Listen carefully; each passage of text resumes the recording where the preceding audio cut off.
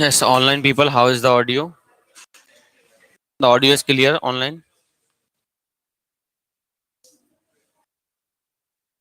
ठीक है, fine है then. हाँ, चलिए चलिए settle हो जाइए. So let us begin then. So we have to discuss only one news today, that is the farm protest. And most important, I told you, the amount of question asked in GS paper 3 in from agriculture is equivalent to entire economics. So you read all the chapters of economics 10 to 11 or read only agriculture. They have equal weightage in mains. So you have to be very focused. Agriculture पे कुछ भी आए, never leave it and do everything in detail in agriculture. Wherever you find the news. So let's see. Only one thing we have to discuss: the farm protest. So we know the farm protest is going on. They are on the Haryana border. Haryana government is not letting them in because once they reach to the Delhi border, we will have the same problem of keeping Delhi at hostage. So that is going on. That is not important for us. We need to understand what is the demand they are making and why they are making and what is the real scenario of agriculture in India. So particularly they are raising 12-point demand charter. So they have a 12-point demand charter. We will look every single demand in detail, what are being demanded, why it is being demanded, and how it impacts India's agriculture. Why it is very important, we know that there are three sectors of economy: primary, secondary, and tertiary. Primarily basically means anything related to extraction of raw material, mining, agriculture, processing. Sorry, primary one only. Secondary basically means processing whatever we receive in primary, whatever we get from primary when we process it, food processing, construction, manufacturing, जो भी है, that all comes in secondary. Tertiary means facilitation, support, facilitation of what? Of both these two.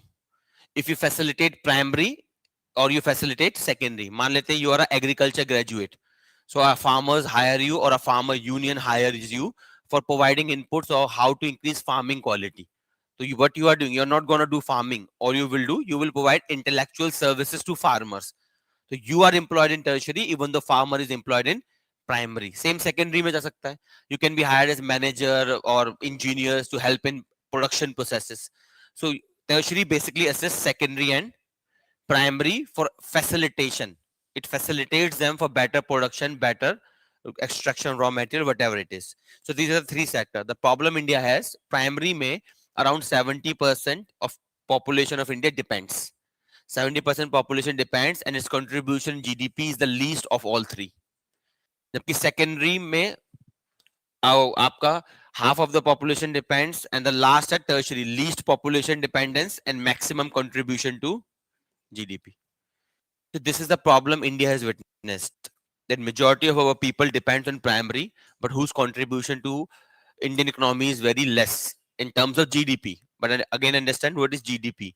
GDP basically means total value of all the goods and services produced in a country. So whatever goods and services you produce, it's your GDP.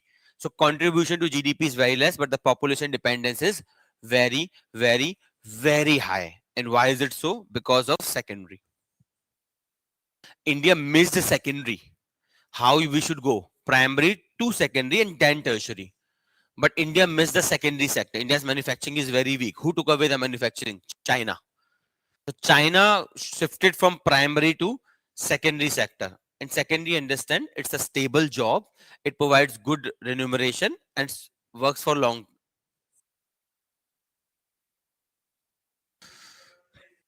Hmm. Hmm.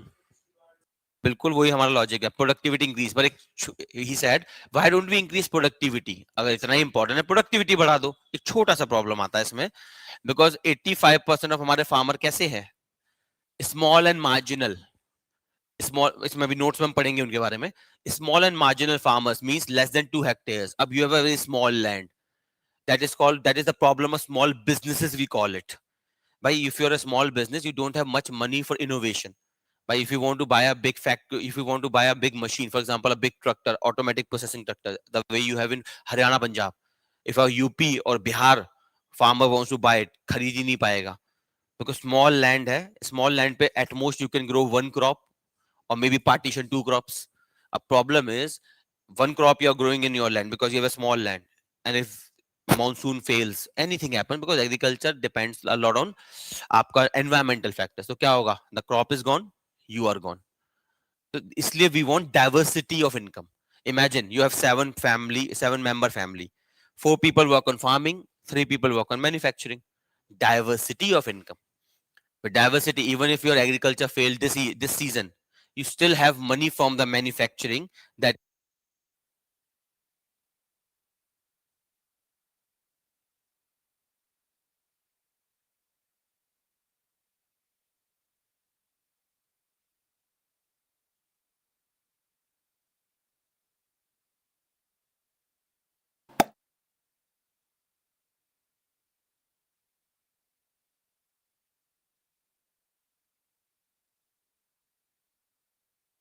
Now is it audible?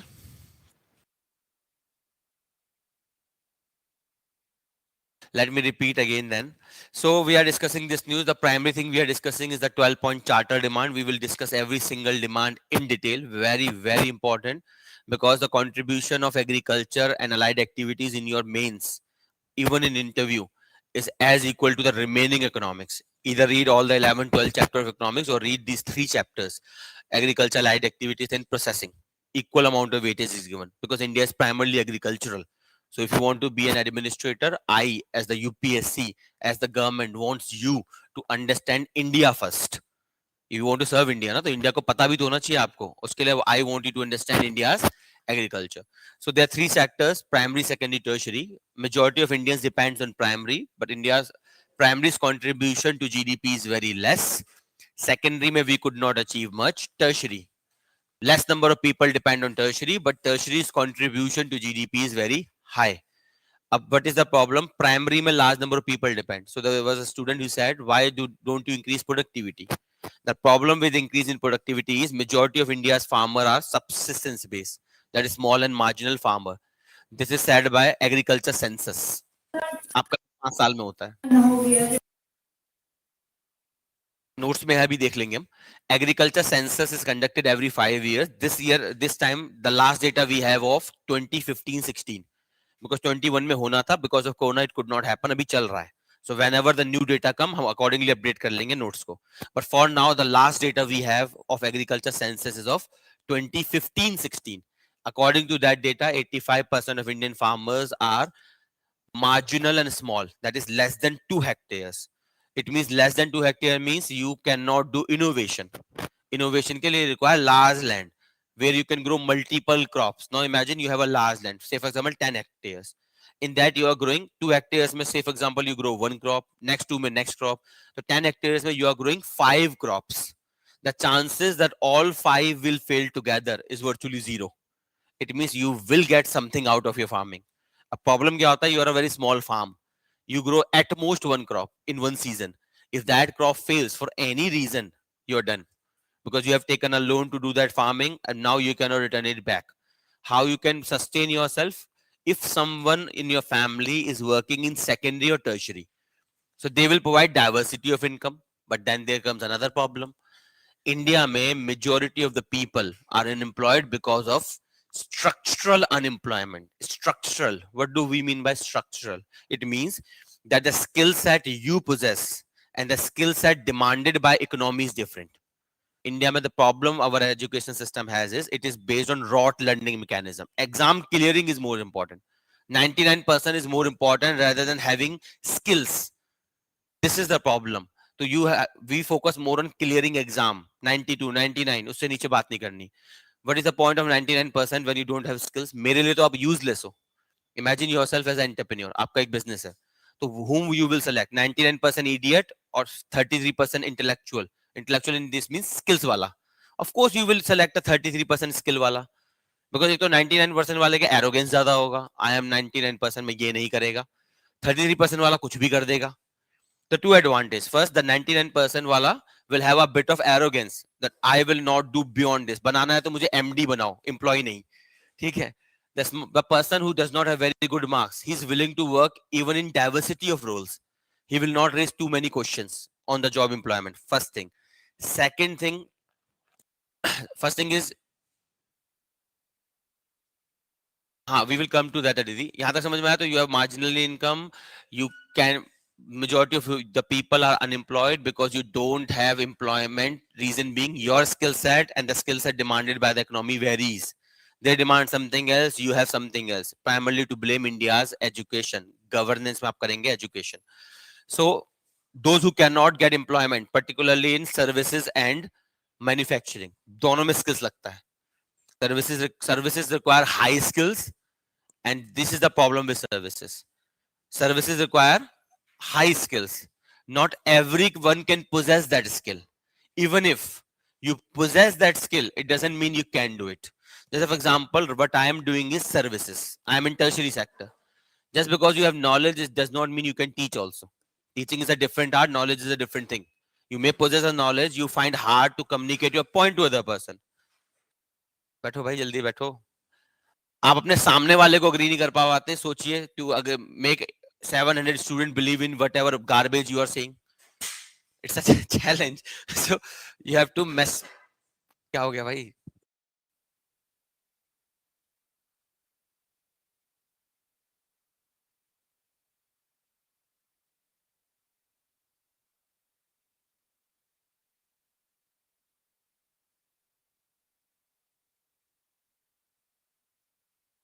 हाँ, so tertiary में you require high skills and also application of skills. Everyone do not have that. And also tertiary में there are very few jobs. For example, teaching in this class I require one teacher, but I require at least 7 to 8 support staff, ranging from office boy to technical to this to that. So one teacher, tertiary, but remaining who are in the secondary require more. So that is the thing. Manufacturing provides more employment, better employment in terms of sustainability. But in terms of salary, tertiary provides the highest salary. If you're employed in a tertiary sector, you are the highest paid employee in any organization. Sometimes even higher than the management. Management से भी ज़्यादा आपको मिलेगा. The reason being, you are the most critical asset of the firm. For example, you are in journalism. Journalism, the most important person is the anchor. Sometimes they earn more than the MD itself. हाँ, ठीक है. ठीक है. Basically, what I'm trying to say, services or tertiary provides very high paid jobs. That's why their contribution to India's GDP is very high. But they are not suitable for everyone. ठीक है. तो the thing that can be suitable is secondary. Secondary में करना क्या? I have to skill in you some carpentry, some welding, and you can be employed in a factory. It's easy. Everyone can be given that. But you are structurally unemployed. The skill you possess, the skill I demand are different. So I will not recruit you. That is the problem with India's education system. So the people who cannot work in secondary, tertiary में आप कर नहीं सकते, natural barrier. Secondary में आप जा नहीं पा रहे because your skill does not match with the skill required. So जाओगे कहाँ? That is the reason there are a lot of people in primary. And agriculture is the victim of disguised unemployment. We call this disguised unemployment. Working on this farm, I require at most 4 people. But your family of 7 people is working on a farm because other people are unable to find jobs somewhere else. So इसलिए, if we really want to bring reforms, any reform, productivity or whatever, first we have to take people from agriculture to manufacturing. That's why Modi government launched, और शुरुआत से government try कर रही है, Modi government launched Make in India program. Make in India का ये reason था. Because Make in India say if the manufacturing get boost in India, then people will move to manufacturing. And to commensurate Make in India, Modi government also launched Pradhan Mantri Kaushal Vikas Yojana. They come in parallel. So they reinforce each other. I am pushing manufacturing. For that skills are required. You don't have it. So उसके लिए मैंने क्या program launch किया? Kaushal Vikas. I will give you skills, then you can go in manufacturing. This much is clear. So the people who are here, everyone don't want to do agriculture. Manufacturing में you cannot have a job. Secondary में you cannot have a job. Tertiary में you are unable to have a job. Primary को you can burden, but not everyone wants to do agriculture. Everyone has different liking. So you start small businesses. That is called self-employment. You start small businesses. Job आपको मिल नहीं रहा because you are structurally unemployed. Agriculture आपको पसंद नहीं है, तो करोगे क्या? अल्टीमेटली कुछ तो करोगे. You start small business, small kirana shop और whatever shops you have, but there is a problem with them. They do not have a good margin. You earn daily, you eat daily वाला concept होता है. Hand to mouth basically. They are very small. So you do not have a large margin. They are not like big corporations where they have a lot of profit. You have a very small margin. If that margin goes, you are done. So you are running on a very marginal basis. Some businesses do grow, become big, but everyone does not become Paytm. ऐसे Paytm भी जाने वाला है अभी, but everyone does not become Paytm. So majority of the businesses remain very small, known as micro. Some become medium. Okay, some become small, micro, small, medium. That's how you grow. Micro, small, medium, and then large enterprises. Majority of the people remains micro, and they run on a very small margin. This much is clear. So the people who are structurally unemployed cannot work in agriculture because they don't like it, or they do not have a farmland in the family, and they are also cannot have a business. Self employment is not available. वो लोग क्या करते हैं फिर health में जाके? They start preparing for government jobs. Why government jobs? Because government jobs does not require skill. It only requires knowledge. No government exam checks skills. कहीं पे भी आपसे नहीं बोला जाएगा आईपीएस बनना है, चलो पुलिसिंग करके दिखाओ. नहीं, हिस्ट्री से आप आईपीएस बन रहे हो, क्या लेना है दोनों का? पॉलिटिकल साइंस से आप आईपीएस बन रहे हो, आईपीएस बनने के लिए क्या होना चाहिए? Policing function. तो you must be a graduate in criminology or maybe something police function. There are a lot of courses for police. So you may be a graduate in that course, then you become IPS. समझ भी आता है. But there is a standard exam. इससे हम सबको recruit कर लेते हैं. IAS भी बन जाओगे, administrator, police services, revenue services. Every job requires different skill. Revenue servant require different skills than police servant. Police servant require different skill than administrator. But government क्या करती है? Single exam लेती है, and it hires everyone in the range without caring about whether they possess that skill or not. Marks लाओ, IRS बन जाओ, चाहे आपको इकोनॉमिक्स से नफरत हो बचपन में, it doesn't matter. इसलिए गवर्नमेंट क्या करता है? Government provide you training after recruitment. First they recruit because they know you are empty brains. You have knowledge, of course you have knowledge, but you don't have accordingly skills. So government first recruits you, then give you training according to job. If you are IPS, you will go to National Police Academy, Hyderabad, I believe, the Sardar Vallabhbhai Patel Academy. If you are in IAS, you remain in Labasna, जहाँ पे भी है वो जगह. So if you are in foreign services, you will live near JNU के पास में है, Indian Forest Service Institute. वहाँ पे training होती है IFS officers की. So every officer is trained into different academy. वहां पे आपको क्या दिया जाता है? स्किल्स. नॉलेज आप पे है, स्किल्स दे दी जाती है, पर हर कोई तो ये अफोर्ड कर नहीं सकता. अब एक और प्रॉब्लम आ रही है, because this government is purely neoliberal. What is neoliberal? Neoliberalism is a philosophy which says that market is God and government should not intervene in economy at all. So government is privatizing everything. So you cannot have a job in private because you do not have the skills they demand. You burden agriculture. That's why majority of the people are in agriculture, disguised unemployment. Then you start small businesses, self-employed. Those who cannot do all of these three start preparing for government job. But to your bad luck, government jobs are reducing at a very rapid pace. And that's why it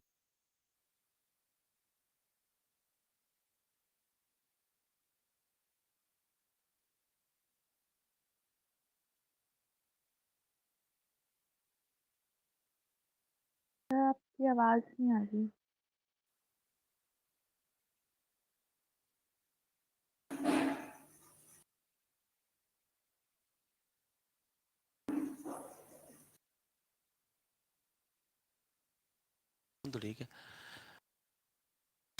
I'm not audible. At what point we lost connection? दिल की आवाज से सुनो यार, सुन लोगे. कानों पे विश्वास मत करो. Sir, when you said Anyway, government, to your bad luck, government jobs are reducing at a हाँ rapid ठीक है, फाइन. pace. तो हमने लास्ट पॉइंट तक सुन लिया, After ठीक है. that, it's okay. So privatization is happening. You are अब गवर्नमेंट के बात समझ में आ गई.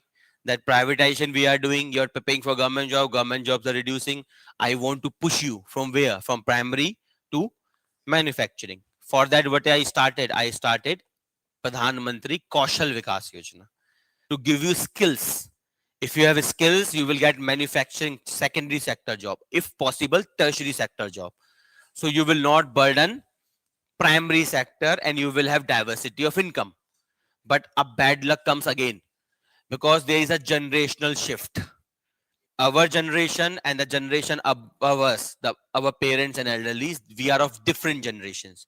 We are born into a neoliberal world, a globalized world, a private led world. They were born in socialist India, 1991 before, an India where from pin to plane was manufactured by government. उस समय में government job बहुत ज्यादा हुआ करती थी. All you have to have a desire to become a government servant, you will be. That was the scenario there. So they think the aura of government jobs are very high. Understand, 99 once before ऐसा नहीं था. Remember, everything that is in scarce becomes precious. पहले government job was so much, a lot of people do not used to join government jobs. Salary क्या मिलता था? 500 रुपए salary मिल रहा है आपको, उससे ज्यादा फार्मिंग में कमाते थे आप. If you ask your grandparents, they will give you the same answer. They did never prepare for government jobs because उनको करनी नहीं थी. Government jobs were very much available, but nobody wanted to become government servant. Reason being, it was easy to earn otherwise. Farming में ज्यादा पैसा था rather than government jobs. अब उल्टा हो गया. Agriculture में the income has not increased. Agriculture में income has not increased. Government job में income increase हो गई है with every pay commission. हर 5 साल में government appoint a pay commission to increase salaries of the government employees. So now even the basic, the least salary you get in a union government job is 40,000. Minimum salary मिलती है ये, plus other benefits. So that's why the attraction of government job has increased because they are now in scarce quantity. और ऊपर से social media has aided them. मैंने आपको समझाया था. You see the ad, वो देखे ना, बढ़िया बढ़िया ad होते हैं. एक बहुत प्यारी सी लड़की है, एक बिल्कुल खराब सा लड़का, और नीचे लिखा था benefits of government jobs. So what happened is this aura of government job maintained by social media is also impacting people. A large number of people who have never heard of civil services, लेकिन वो YouTube पे video देखते हैं, ओहो IAS उतरा, ओहो कितना aura है इसका, मैं भी बनेगा. ठीक है. So that is the problem. The aura is intact. Plus, the biggest attraction of government job is social security. The biggest attraction is social security. You know that कितने भी incompetent हो गए आप, तब भी आपको job तो नहीं जाएगी कम से कम. Promotion हो ना हो, doesn't matter. You will not die out of hunger. So these are the reason, in spite of government of India is promoting skill development, the people who have got skill development, even they are not joining. They are not taking private jobs. Clear? और भी reason है your degrees. Now India में education is increased. पहले आप 7वीं 8वीं बड़ी बात होती थी, then 10वीं बड़ी बात हुई, फिर 12वीं, फिर diploma. Now every person more or less have a degree. With degree comes arrogance. I have a degree, मैं इससे नीचे काम नहीं करेगा. A lot of people who don't want to do below a work. Say for example, if a company hires you as a technician, you have a BTech degree in electronics, आप कतई नहीं करोगे. Unemployed रहोगे, लेकिन वो job नहीं करोगे. Why? Because you say I want minimum 1 lakh rupee salary. Starting से मेरी पूजा करी जाए, आओ आओ please आओ. ठीक है. That is not how it works. So the thing is, you have a degree, you do masters, you do PhD. With higher degree comes higher aura or higher arrogance. आपके पास बहुत बड़ी डिग्री है तो आपको भी लगता है यार, I have studied so much, I have spent 9 years in doing PhD. Now you are asking me to do a 20,000 rupee job. It hurts you. तो एक ये भी रीजन है, people prepare for government job, को कुछ तो मिलेगा, 20,000 तो बेटर मिलेगा. क्लियर है? So these are the various reasons because of which everyone depends on India's. इसलिए agriculture is very sensitive in India, very sensitive in India. Clear this much. अब जल्दी से देखते हैं 12 point charter demand. So these are the 12 demands. It is in this context too much dependence, too less productivity, too less income. Inflation has increased. Everything is now at least 4 to 5 times costly. Everything is very costly. Plus your income is very stagnant. Very agriculture में stagnant होते. Plus you have climate change problem. Plus you have environmental problem. Because India में more than 50% of India's agriculture even today depends on rainfall. We call this rain fed agriculture. जबकि किस पे होना चाहिए था? Canal irrigation. Government has been so incompetent in this past 70 years. They are unable, 75 years. Even today, they are unable to provide canal irrigation to every farmland. So in that scenario, you have to depend on rain. North India को problem नहीं है, because North India में you have perennial rivers like Ganges. So that is always available. So you don't feel the problem. Problem comes in South, particularly Maharashtra. Maharashtra में हर साल drought होता है. The reason being because South में you do not have perennial rivers. Majority of the rivers are seasonal. The monsoon comes, they have the water. The monsoon is not there, there is no water. North की problem नहीं है, north में तो you have perennial rivers, Ganga flows every time, you have a lot of water, so you don't care. South में the problems become very severe, particularly with respect to agriculture. So climate problem, environmental problem, too much burden on agriculture, rising input cost without incomes. These are the reason farmers are on protest, and that's why they are raising 12-point demands. Clear a context? अब जल्दी से demand देखते हैं. Demand number one that I told you in previous class, दोबारा देख लेते हैं, MSP. The primary demand of the farmers are, we want minimum support price. So who decide minimum support price? Please remember the name of this commission. Commission for Agriculture Cost and Pricing, CACP. CACP decide what should be the MSP. It recommends to the government, particularly Cabinet Committee on Economic Affairs. The CACP decides based on various parameters. It's recommend the MSP to the government, and government approves. At the beginning of the sowing season for Kharif and Rabi, the government declare MSP for all crops. You must know for prelims. You need to know which are the crops of Rabi, which are the crops of Kharif and other commercial crops, which are the part of MSP regime. Find some mnemonics or make some mnemonics जो तो आपको समझ में आए. Remember all 23 crops. There are 22 crops plus sugarcane. Sugarcane does not have MSP. It has some fair price remuneration mechanism. ठीक है, तो please remember every single crop, इनका नाम आपको याद होना चाहिए. Prelims में it may be helpful. So CACP recommends MSP to government. Government declares MSP. It is given to the farmers. Then you have a body by the name of Food Corporation of India and NAFED. These are two government bodies. एक ये government की है, ये एक प्रकार का cooperative है, government की नहीं है. So FCI and NAFED, they procure food from the farmers at MSP. Then they give this food, they take this food to warehouses. From warehouses, this food goes to the state governments. तो union का कितना role है? Union का role है to decide MSP based on the recommendation of CACP, then procure at MSP and take to the godown. बस. After this comes the state government. The state government takes the food from the godowns, find the people who need the food, and give them food through ration cards. So these are the two different roles. State government's role start after godown, and before godown the role is of union government. Please remember both different roles. ठीक है? So that's how it works. Problem कहाँ आ रहा है? Problem आ रहा है because Santa Kumar committee highlighted. Yes, come in. Yes, sure. Sit down.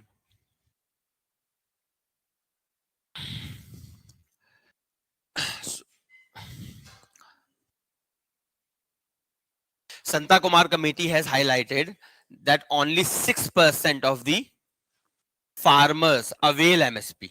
This is the issue. That's why farmers are saying only कितनों को MSP मिल रहा है?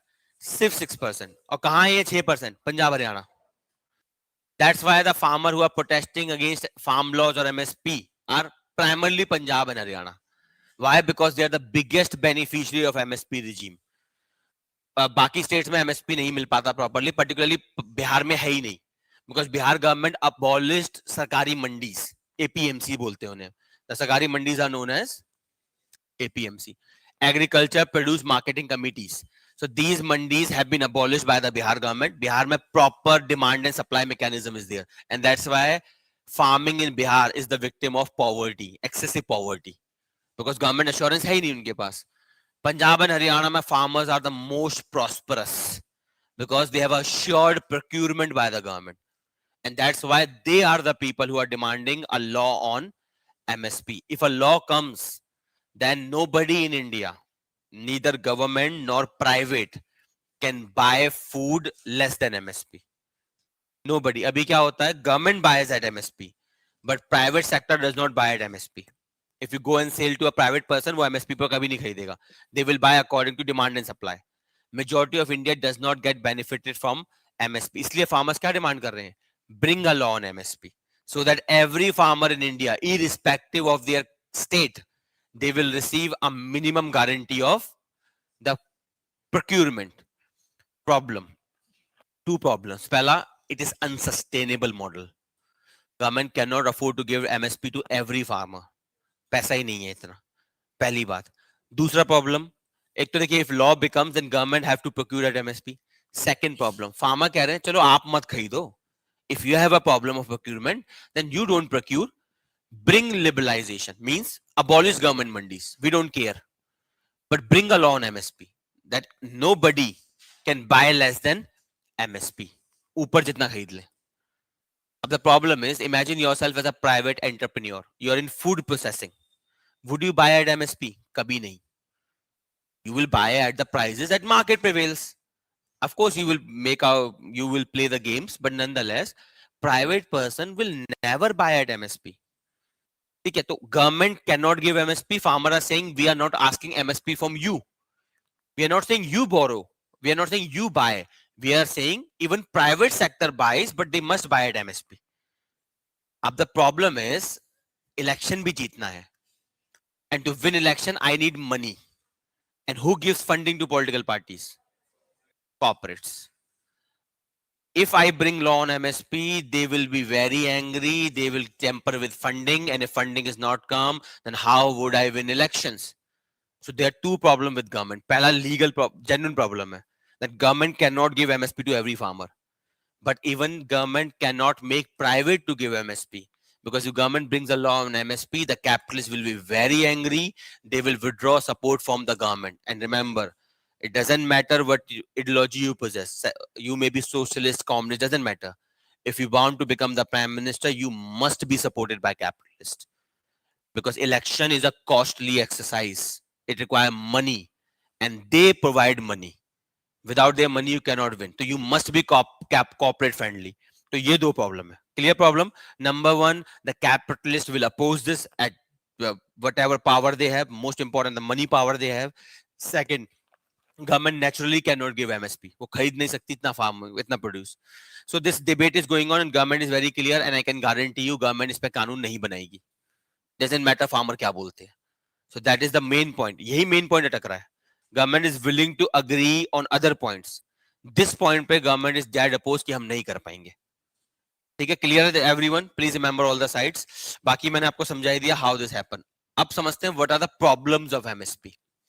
The problem with MSP is, first of all, only 6% of farmer receives. Second problem, even though government declares MSP for 23 crops, 22 plus sugarcane, but the problem is the effective procurement happens only for wheat and rice. And that's why farmers in Punjab, Haryana are growing wheat, rice, wheat, rice, wheat, rice, wheat, rice. Because of this, they do not grow vegetables. Because of this, they do not grow oil seeds. And because of this, India is the largest importer of oil seeds in India. Edible oil. So आप खाते हैं ना oil जो होता है आपका. अब problem क्या है? I have to import oil. इसका मतलब government is giving MSP on rice and wheat, वहां पे नुकसान. दूसरा, government has to import oil seed, double नुकसान. And that is hurting India's trade balance with the world. Clear the problem? MSP has problems.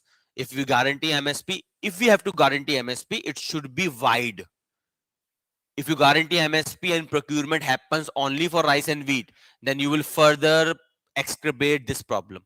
So what the government solution is saying? Government is saying, I will give you guaranteed MSP, but not on wheat and rice. I will give you on other commodities. अभी जो government ने बोला है, government has said कि we can give you MSP, a law on MSP, but we will only talk about other crops like pulses, oil seeds. वहां पे हम MSP देने को तैयार है. अब farmer क्या demand कर रहे हैं? Overall MSP on all the 23 crops. That is non-agreeable. Problem समझ में आ रहा है सबको? So please remember, MSP has problem. ऐसा नहीं है कि MSP बहुत अच्छा है. Yes, MSP has a problem from economic perspective, but from farmers perspective, it is best. Because if MSP come, you have assured income. So from farmers perspective, बहुत अच्छा है. But from the overall economic perspective, MSP could be disaster. We have to find some solution better than this. क्या है solution? एक ही है. Shift people from agriculture to other jobs. You are demanding MSP because you are majorly subsistence based farmer. You have a small land. Imagine if you have a vast land. इसलिए the solution is पहला promote cooperativization. Something government promotes right now, food processing organization या farmer producer organization, FPOs. Government कहती है some of you farmer come together and then you club your land. Say for example that 10 farmers each has 2 hectares. If 10 farmers come together, कितना हो गया? 20 hectares. Now in those 20 hectares you can grow different crops. Whatever income comes, divide within 10 people. बस फिर वही problem आता था, rich and powerful farmer they dominate FPOs. जो छोटा फार्मर होता है उसे बुरा लगता है यार you are taking all my wealth. So some standard problems are there. The solution that I can see is governance issue. Government shall establish a commission, proper commission on procurement. That commission shall make sure that farmer producer organizations, FPOs, that is collective organization of farmers, shall be governed for everyone's welfare, not for few farmers welfare. Plus अब इसमें MSP तो हम दे ही नहीं सकते, कोई सवाल ही नहीं होता इसका. Clear है solution? The solution could be to promote food farmer produce organization so that farmers come together jointly do. Second solution, move farmers away from farming. 70% बहुत बड़ा नंबर होता है. It should be brought down to at least 40%. The 40% people can depend on farming. The remaining 30 must be shifted to secondary manufacturing. That we have to promote. पर वो हो नहीं पा रहा है, natural causes हैं. अब आते हैं क्यों नहीं हो पा रहा है. एक तो रीजन मैंने आपको बता दिया, government is trying to promote secondary so that farmers shifted from primary to secondary, there will be diversity of income and then you will not demand MSP, because even if your crop fails or even if you sell less than the cost of the farming, tab bhi you have second income source, so you will not die hungry or you will not die by suicide. But problem है that people are not going to secondary sector because they lack skill. वो मैंने आपको समझा ही दिया. They lack skills. Even if they have skills, they don't want to join the private secondary. They will join government secondary. If government has a manufacturing unit, they will join. But if a private has a manufacturing unit, they don't want to join. A problem is this government is privatizing everything. So you want a government job, government is least interested in a government job. They're privatizing everything.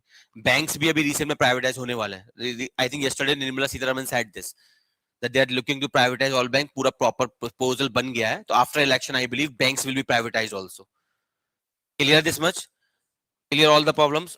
Up second issue. The government cannot give MSP. We have discussed. The second issue is, the second demand is how to determine MSP. तो पहला है MSP law. We have discussed all sides. Second, on what basis MSP shall be decided. That is Dr. Swaminathan Commission. He is the father of Green Revolution in India. He has given 3 formulas in his report. National Commission on Farming बोलते हैं उसे. National Commission on Farmer was appointed, I think, in 2004. That commission gave a report and that commission gave formulas to determine MSP. There are 3 formulas. Remember them for prelims purpose. Pehla, A2. A2 means actual paid out expenses. Means the expenditure made by a farmer for procurement of inputs like fertilizer, seed, water, pesticide, herbicides. All these things put together is known as A2. Clear? ये यहाँ लिखा है देखिए. Seeds, fertilizer, pesticide, high labor, fuel, irrigation. All the inputs cost, whatever input I require for farming, put together is known as A2. Next is A2 plus FL. All the component of A2 plus unpaid family labor. Because agriculture is a victim of disguised unemployment.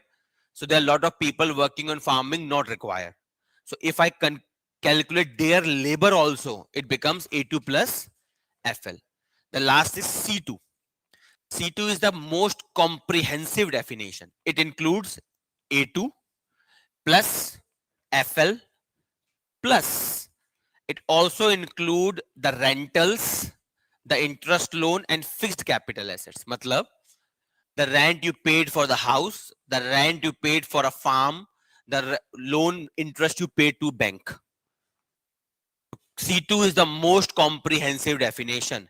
It includes the cost of all the inputs known as A2 plus family labor plus all the interest and rentals.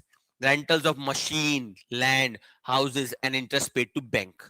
This is known as C2. Please remember all definitions. Farmer क्या demand कर रहे हैं? Farmer is demanding 1.5 times C2. They are saying we want MSP based on 1.5 times of C2. इस पे dispute है नहीं, government इस पे agree कर चुका है. Government has agreed to give 1.5 times of C2. So there is no dispute here. But this is ineffective if you do not have a law on MSP. You're declaring MSP based on 1.5 times of C2. But the issue is procurement तो हो ही नहीं रहा है. So it doesn't matter. आप चाहो तो 10 times कर दो C2 का, तब भी कुछ नहीं होने वाला. पंजाब हरियाणा खुश हो जाएगा because they have procurement on MSP. But बाकी इंडिया को कोई खास फर्क पड़ने वाला नहीं है. That's why the majority of India is not participating in the protest. क्योंकि उनको पता ही नहीं है. भाई, why you protest when you enjoy something and it is under threat of taking out? You're enjoying a luxury and you feel that somebody is going to take it out. Then you will take countermeasures. जिन्होंने जिंदगी में देखा ही नहीं है क्या होता है, उन्हें क्या पता लगने वाला है? This is what we call ignorance is bliss. Friedrich Nietzsche ने कहा था, ignorance क्या होता है? Bliss होता है. जब आपको पता ही नहीं तो तकलीफ ही कैसी? This is the problem. Farmers don't understand. The remaining India's farmer, if you get MSP, it will benefit every single farmer. But the remaining India को पता ही नहीं है MSP नाम की चिड़िया क्या है. So they don't care much about it. Clear? चलिए आगे बढ़ते हैं. Next. The third demand is full debt waiver for farmers, laborers, and pension for farmers. So this is a demand that there should be loan waivers completely. Government tries this every time. Every election में government promises farm loan waiver. It happened in 2000. One of the prime reason Congress government came into power again in 2008. Manmohan Singh, he again came into power with better majority because 2008 में he promised a farm loan waiver at all India level. That was implemented. वही मैंने इसमें रखा है. It is known as Agriculture Debt Waiver and Debt Relief Scheme. It was launched in 2008 by the Congress government. So there was an analysis. An analysis was conducted on this scheme. This will answer you कि how sensible is this demand. मेरी नजर में this demand is not very sensible. C2 वाली demand, second demand is very sensible. 1.5 times C2, very good demand, okay demand. MSP has some problems, not only legal problem, economic problem, as well as ecological problems. So उस पे we cannot take a proper clear idea. This is a stupid demand. Why it's a stupid demand? Let's understand. This was analyzed because according to NSSO, it's an organization of Government of India, it carried out surveys. According to its situational assessment survey on agriculture household, 52%. In this survey, they found 52% of Indian farming household are deeply indebted. Matlab they are living on bankruptcy. 52 is a bigger margin. And that's why in India, I think every day, इसमें नीचे होगा शायद कहीं पे, around 115 farmer and workers die by suicide हर दिन. ये figure है India का. Right now, every day more than 100 people are dying by suicide. Farmers and landless laborers and workers. Students की बात मत करो, आपको बुरा लगेगा. उनका भी कुछ ऐसा ही हाल चल रहा है. कोटा में तो माँ बाप मार रहे हैं उन्हें. वो मर्डर है, सुसाइड नहीं है. चलिए next, let us see. So after this analysis, we analyzed this scheme. We found that there was delay in loan payment. Common sense hai. You are a farmer, you took a loan. You saw when government every election year waive off the loan, तो मैं काहे पे करूंगा? I will like let's enjoy. थोड़ा क्या होगा? थोड़ा धमकी दे देंगे मरने मरने की. Government elections तो आते हैं and we are 70%. We are 70% of India. No government can overlook us. They have to look toward us because 70% is a bigger margin. इसलिए आप नोटिस करिए, this government, they never backed off. In the history of Modi government, decision अच्छा हो चाहे बुरा हो, Modi government never backed off except 2 times, और दोनों बार फार्मिंग के चक्कर में. This government never backed off. Demonetisation जब आप इकोनॉमिक्स करेंगे, will do utterly bad idea. It has not even a single advantage. Microscope में भी नहीं मिलेगा आपको, इतना बेकार आइडिया था वो. But nonetheless government never say sorry. Modi government never say sorry for demonetisation. उनको पता है पर बोलेंगे नहीं. फार्मिंग 2 बार कोशिश करी सरकार ने. Farm laws, they were capitalist reforms in farming, and before that land procurement. अभी हम आगे करेंगे, डिमांड है इसमें. लैंड प्रोक्यूरमेंट, दोनों केस में Modi government backed of. The farmers backed off the government twice. Nobody else can make this government back off. For example, government employees रोज protest कर रहे हैं. आप मीडिया कवर भी नहीं करता. They protest every day. They have come in thousands of government employees came in Ramlila Maidan, I think 2 or 3 months back. Not even a single media house covered it. What they were demanding: do not privatize. Banks में आए दिन protest होते हैं. Do not privatize. Nobody cares. The thing is, उनकी कोई voice नहीं है. इनकी voice बहुत high है. तो 70% ऑफ इंडिया को आप इग्नोर नहीं कर सकते हो. And so they get what they demand, चाहे डिमांड जेन्युइन हो चाहे ना हो. This is not a genuine demand. Agreed, farmer indebtedness is a problem, farmer committing suicide is a problem, but the solution is not that waiver. We have to find some other solution. ये solution नहीं है, because इससे क्या होगा, credit discipline hurt होता है. You're a farmer, you took a loan, you know government waives off farming loan after 5 years, तो 5 year आप झेलोगे. After that waive off हो जाएगा. But एक और प्रॉब्लम है. Imagine yourself as a banker. When you know that farmer if do not pay, government waives off the loan, क्या आप loan दोगे कभी फार्मर को? कभी नहीं दोगे. ये भी एक प्रॉब्लम है. That's why a lot of banks do not give loans to farmers. चाहे आप genuine farmer ही क्यों ना हो. उस केस में क्या होता है? You need money. For मान लेते हैं फैमिली मैरिज, कोई मैरिज है घर में, कोई बीमार पड़ गया. You need money. You go to bank for loan. Bank आपको लोन देगा नहीं. उसे पता है आपको लोन दे दिया, आपने कोई सुसाइड कर लेना है, उसके बाद हम लग जाएंगे. प्लस सो नोबडी वांट्स ना भाई, बैंक क्यों लोन देगा आपको जब उसे पता है कि गवर्नमेंट वेव ऑफ कर देता है. And if they pressurise you too much, तो फिर शाहरुख खान मूवी बना देगा उस पे. If you seen that movie Jawan, पहला ही सीन है उसका. जवान में he captures a metro train and he ask a big industries to waive off the. बात सही बोली थी उसने. Government of India from 2014 has waived off more than 14 lakh crore rupees of loan of the corporate. Yes, 14 lakh crore का loan, जाओ मजे करो. That is called waive off. Farmers का मिला के भी इतना नहीं होगा. 14 lakh crore is a bigger amount. It has been waived off in the past 10 years. Government waives off corporate loan. वही चीज जवान मूवी में दिखाई गई है. If understand, if you are a small person, you take a loan 2 lakh 3 lakh, bank आपके पीछे गुंडे भेजता है जिन्हें हम बोलते हैं asset reconstruction companies, वसूली वाले. But if you take 200 crore rupees of loan, तो फिर कुछ नहीं होता. फिर वो बोलते हैं प्लीज यार आ जाओ ना, बात करते हैं ना, बुरा क्यों मानते हो. ठीक है. So that is what has been shown. But nonetheless solution ये नहीं है. Yes, it is true that banks waive off crores and crores of rupees of loan of the corporate every year.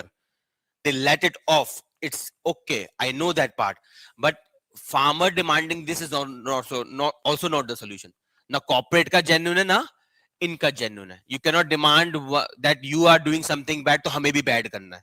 बात समझ में आई? It's not a sensible idea. और वैसे भी farmer, if you take farm loan waiver, अगली बार कोई bank आपको loan नहीं देगा. और फिर आप किसके पास जाओगे? लोकल साहूकार. फिर वही problem. Why we brought banking in India? Why Indira Gandhi did nationalization of banks? So that the farmers, the common people of India do not have to take loan from sahukar, money lenders. Those money lenders give you 1,000 rupees, charge 10% interest compounded.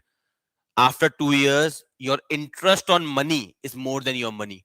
Then you, your family's generation will serve as the personal servant of that sahukar. Something we call begar. Constitution में एक term है, Article 23 में, begar. Begar means forced labor with or without payment. That's how zamindar became zamindar in India. So this is the problem. By doing farm loan waiver, you do not achieve anything. Neither farmers start delaying the loan, banks do not give them loan, they have to go to local sahukar, they charge them extra, they put their entire family under pressure, they take away their property, they take away their life, increase in default. और सबसे बड़ी बात, productivity भी कुछ नहीं हुई. By waiving of the farm loans, अगर कम से कम if there is increase in farm productivity, तो justify कर भी सकते थे. There is no increase in productivity. There is no point of waiving farm loans. तो इसका मतलब ये नहीं कि we do not have to find a solution. We have to find a better solution, और solution फिर वही है, diversity of income. If you have diversity of income, you would be less inclined to take a loan.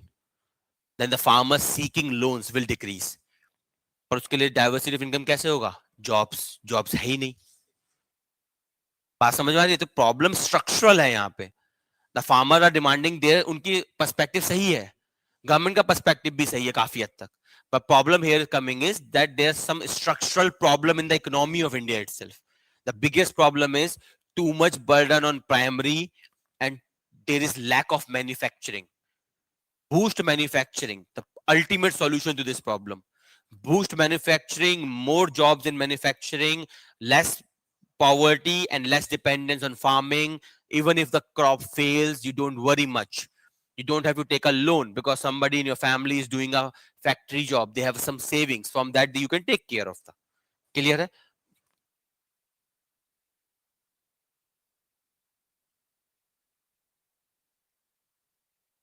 हाँ, yes, contempt of court है वो. अब what are the disadvantage आपको पता ही है. Advantage कुछ है थोड़ा बहुत. What are the advantage? Simple advantage है. Of course, the wealth of the farmer will increase. ठीक बात ही भी है. 52% of the farmers in India are living on bankruptcy. So of course they will get a sigh of relief, but it will not lead to any significant change. फिर वो loan ले लेंगे कोई ना कोई. भाई, you need to, because until unless agriculture become productive and people have alternate source of income. आज का लोन आप वेव कर दोगे तो कल भी तो लोन लेंगे वो, because प्रॉब्लम खत्म नहीं हुई. Waiving of farm loan is like treating symptom, not disease. it is it is like treating symptoms. ये symptom है, symptoms का आप कुछ नहीं कर सकते. You have to treat the disease. The disease is too much dependence on farming. No, lack of diversification in jobs as well as within farming. The recycling of wheat rice drama. Not growing of vegetables, not growing of pulses. उसके भी और भी reasons है. Anyway, so एक बार इसे पढ़ लेना. Clear है this much? So we have understood 3 demands. A law for MSP, which I told you will not be a good idea and not available also. It's not a good idea to give law on MSP. Government cannot afford. And if government give law on MSP, then the capitalists will not afford government. The government ऐसा करेगी नहीं. Guarantee 1.5 times of C2 allowed हो गया है. It has been agreed and implemented. Third demand, farm loan waiver. In theory good, in real life bad idea. Because it will not treat the disease, it will treat the symptom only. अब आते हैं fourth demand पे, implementation of land acquisition act. ये एक और area है जहां पे मोदी सरकार पीछे हटी थी. समझते हैं क्या है land acquisition, why it is necessary. 60% of land in India is under farming. 60% land in India is under farming. Around 25% is the forest. Forest को you cannot touch because they are protected under Forest Conservation Act, other act. Remaining is in farming, और जो बाकी बचा कुछ 4 से 5%, I think 10% के आसपास है, that land is what we live on. हमारी एक घर ऑफिस जो है, this is on that land. So 3 division हो गए. There are some miscellaneous land, may be 5 or 6% pasture land, other land. 60% farming, around 25% forest, और बाकी पे हम रह रहे हैं. So if I have to start a new factory, कहां करूंगा? यहां कर नहीं सकता, फॉरेस्ट जा नहीं सकता, बचा क्या? फार्मिंग. बात समझ में आई? So this is the composition of land acquisition in India. That 60% of the land is in farming, around 25% is in क्या बोलते हैं इसे, forest, which cannot be converted into industrial production because they are ecologically sensitive zone. And for that we have to unnecessarily answer to United Nations and all, because we have signed Paris Agreement there that argues for conservation of environment and drama. So we cannot touch forest. We already, this land is occupied. यहाँ पे factory बनाने का सवाल ही नहीं बनता. बचा क्या? Farming. So 60% of the land of farming must be converted into industries. And that's why this law is important. British time पे एक law हुआ करता था, Land Acquisition Act 1894. This was a British era law, Land Acquisition Act 1894. In this, the term public purpose was ambiguous. कुछ भी था. In legal terminology, we call this concept known as eminent domain. In legal terminology, it is known as eminent domain. Eminent domain means that the entire land belongs to the sovereign. Who is sovereign in India's case? Government. वैसे monarchy से आता है concept. It was believed that, if you know, that monarchy में the people are not known as citizens, they are known as subjects. So monarchy में there is a principle that entire land belongs to the monarch. Other people are living on a kind of lease. Same concept arrives here. So government of India or state of India owns entire India. We all are living on a lease from the government. दो तरह की lease होती है. आपने अगर कभी property खरीदा तो आपको पता होगा. There are two kind of properties in India: leasehold and freehold. Only दो प्रकार की. Leasehold मतलब the government has given you that land for 100-year duration. Once it expires, it will again go back to the government, because this entire land belongs to whom? Government. Second, freehold. This is a land government has given you forever. You can keep it forever. So there are two kind of land: leasehold and freehold. So Britishers brought this law and eminent domain came into play. It means government said, I can take back the land whichever you have, because you have the land on my regards. Monarchy थी ना? You have the land on my regards. I am the monarch, you have the land. मेरे को जब चाहे मैं ले लूंगा. That is called eminent domain. And that was ambiguous. Condition the public purpose. That government can take away your personal land for public purpose. But what is this public purpose was never defined. So basically government can take anyone's land.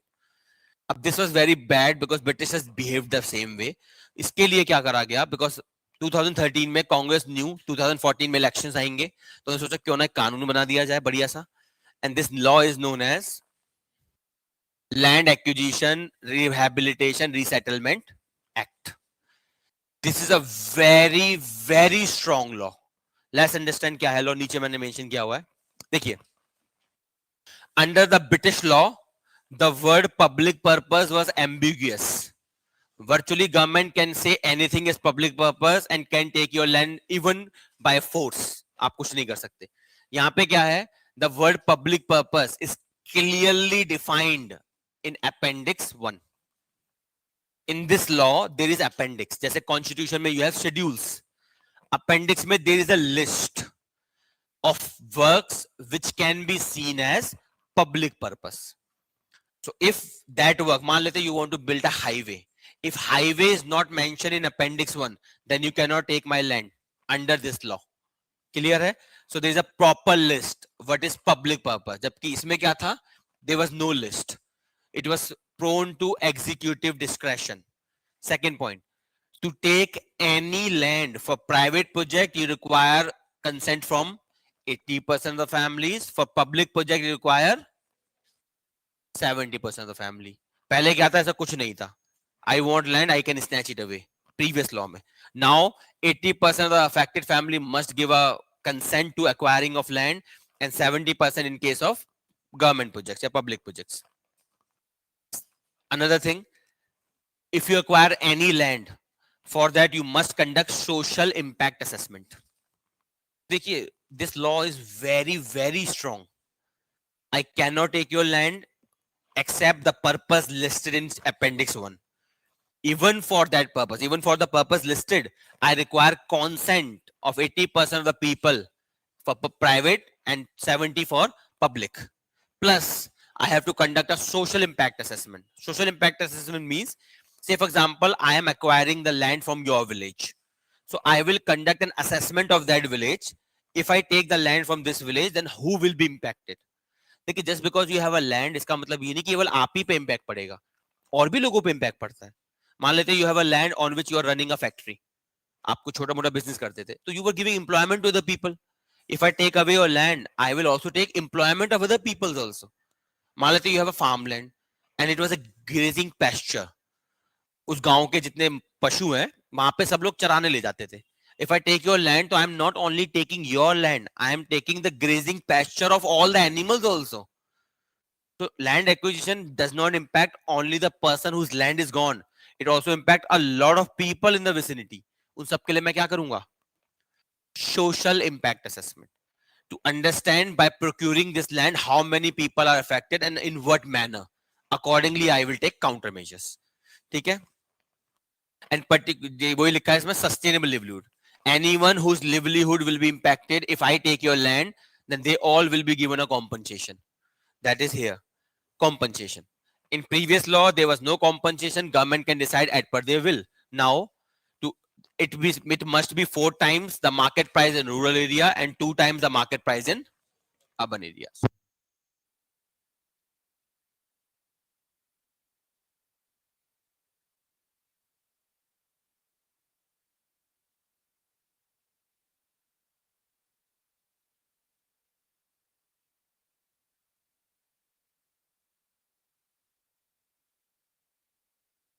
Sir, voice is not The audible.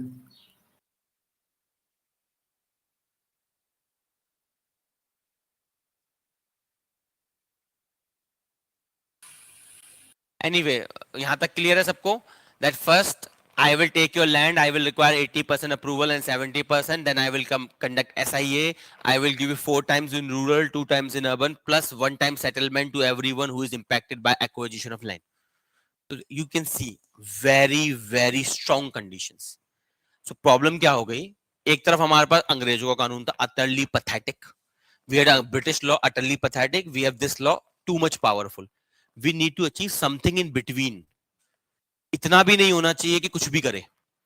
This is the biggest problem. When Modi government came into power, देखिए उस समय BJP ने favour में vote किया था. 2013 में BJP voted in favor of the law because कोई risk थोड़ी ना लेगा. 2014 के इलेक्शन थे. But after 2014, Modi government tried to amend this law, and there was a strong protest and Modi government withdraw. This was the first time Modi government withdraw, and second time Modi government withdraw in farm laws. ठीक है.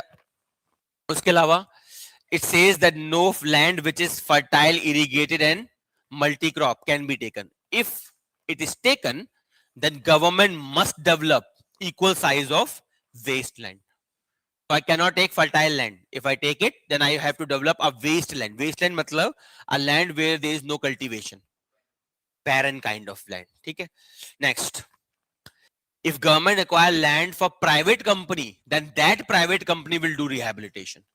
उसकी जिम्मेदारी बन जाएगी. Plus additional rehabilitation package for SC/ST owners. मतलब if I take a land from a general category, I will give you 4 times, 2 times. If I take from a SC/ST, 4 times, 2 times plus additional amount. And plus 1 time settlement for everyone else. So you can see it has brought 2 strict provision. इसकी कारण से the biggest problem in India's infrastructure development is land acquisition. भाई land तो मुझे चाहिए ही चाहिए. Forest का ले नहीं सकता. आपका वैसे नहीं ले सकता because this land is already you have a captured. अब मैं आपका घर छोड़ के रोड थोड़ी ना बनाऊंगा. So I have to take land only from one place left. Farming. So I have to take farmland, and this law is too strict for acquisition of land. Majority of the Indian infrastructure project never kicked off.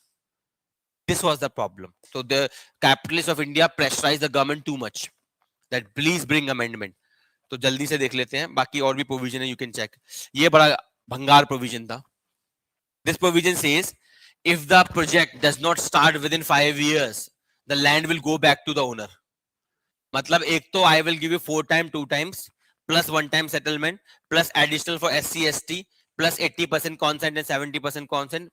After that, if I am unable to start project within 5 years, land comes back to you. So this is the problem with this law. It was a too strict law. Modi government tried to bring an amendment. तो वही सब मैंने इसमें लिखा हुआ है because बहुत आसान है. I want to make a project. मान लेते Adani wants to make a project and I hate Adani. तो उस केस में मैं क्या करूंगा? I will instigate 20% people. मैं उनसे बोलूंगा अभी मत दो land. I will fetch you a better price. They are giving you 20 crores. मैं तुम्हें 80 करोड़ दिलवाता हूँ. But that was the problem. A lot of NGOs were hurting India's development. They were instigating 20 to 25% of affected families because में 80 to 70% consent चाहिए. Unachievable quantum. Plus and और हमारे जो सरकारी अधिकारी हैं इनकी तो आपको पता ही है अखंड निकम्मे. लोकल पटवारी एंड तहसीलदार आप किसी भी राज्य में चले जाओ इनसे ज्यादा अखंड निकम्मा कोई नहीं मिलेगा आपको. Local Patwari and tehsildar they never maintain records and they maintain भंगार रिकॉर्ड्स. यू पे मनी, आपके लैंड को वो कुछ भी चढ़ा देंगे. it's a job in the revenue department. Revenue department में district magistrate, SDM, उसके नीचे जो होते हैं they are known as tehsildar. Below tehsildar comes Patwari. Yes, it's northern Indian term. South India may have a different term. Northern में we call them patwari, ठीक है। तो basically these are revenue officials, they maintain land records, and of course DM will not go to your house to mark your land. The local patwari goes to the area, they mark the land, communicate to tehsildar, tehsildar put on ground, put on documents, and DM approves. अब problem क्या होती है, this patwari and tehsildar they do not maintain proper record. You literally I am telling you, in state particularly UP Bihar का मुझे पता है, you go there, UP में particularly because I have seen there, you go to local patwari, give them money, and you can make your land anything you want. You have a farmland, classified farmland cannot be converted into industrial land. You want to have a house there, आपको farming नहीं करनी, you want to make a farm house, तो उसके लिए land conversion must happen, और वो allowed नहीं होता, because you cannot convert a fertile land into a farm house. Industry तो चल भी जाएगा एक बार को, उसके केस में करना क्या, कुछ नहीं करना, लोकल पटवारी को घूस खिला दो, वो तुरंत मार्क कर देगा ये तो घर था, ठीक है. And that is the problem. Majority of land records in India are highly disputed. इसलिए if you have ever got any registry done in your name or your father's or parents' name, उनसे पूछ लेना. There is a assured cut. The registrar of property takes a assured cut, 1 to 2% of the property price. देना ही है, वरना वो कोई ना कोई objection raise कर देगा. और इंडिया में I told you land records are pathetically bad. कोई clarity नहीं है land record में इंडिया में. And that is the most lucrative position. तो IAS बनने से अच्छा पटवारी बनो, खूब कमाओगे. Anyway, so Modi government tried to bring an amendment. This amendment is known as LAR Amendment Act 2015. The farmers are demanding to reverse this. को समझ में आ गया? Farmer are demanding to reverse this amendment. What is this amendment? जो मैंने आपको समझाया. You require 70% consent for PPP, 80% for private. Now it says that no consent is required for 5 projects. और category बड़ी मजेदार है, देखो. सोशल इंफ्रास्ट्रक्चर, ये क्या होता है? What is social infrastructure? Plus चलो हाउसिंग फॉर पुअर मुझे समझ में आ गया, इंडस्ट्रियल कॉरिडोर भी मुझे समझ में आ गया, rural infrastructure and rural electrification भी समझ में आता है. नेशनल सिक्योरिटी, ये क्या होता है? This is the problem, that you have added 5 exemptions, and those exemptions mean we are again back to British era. Now government can take anyone land for anything.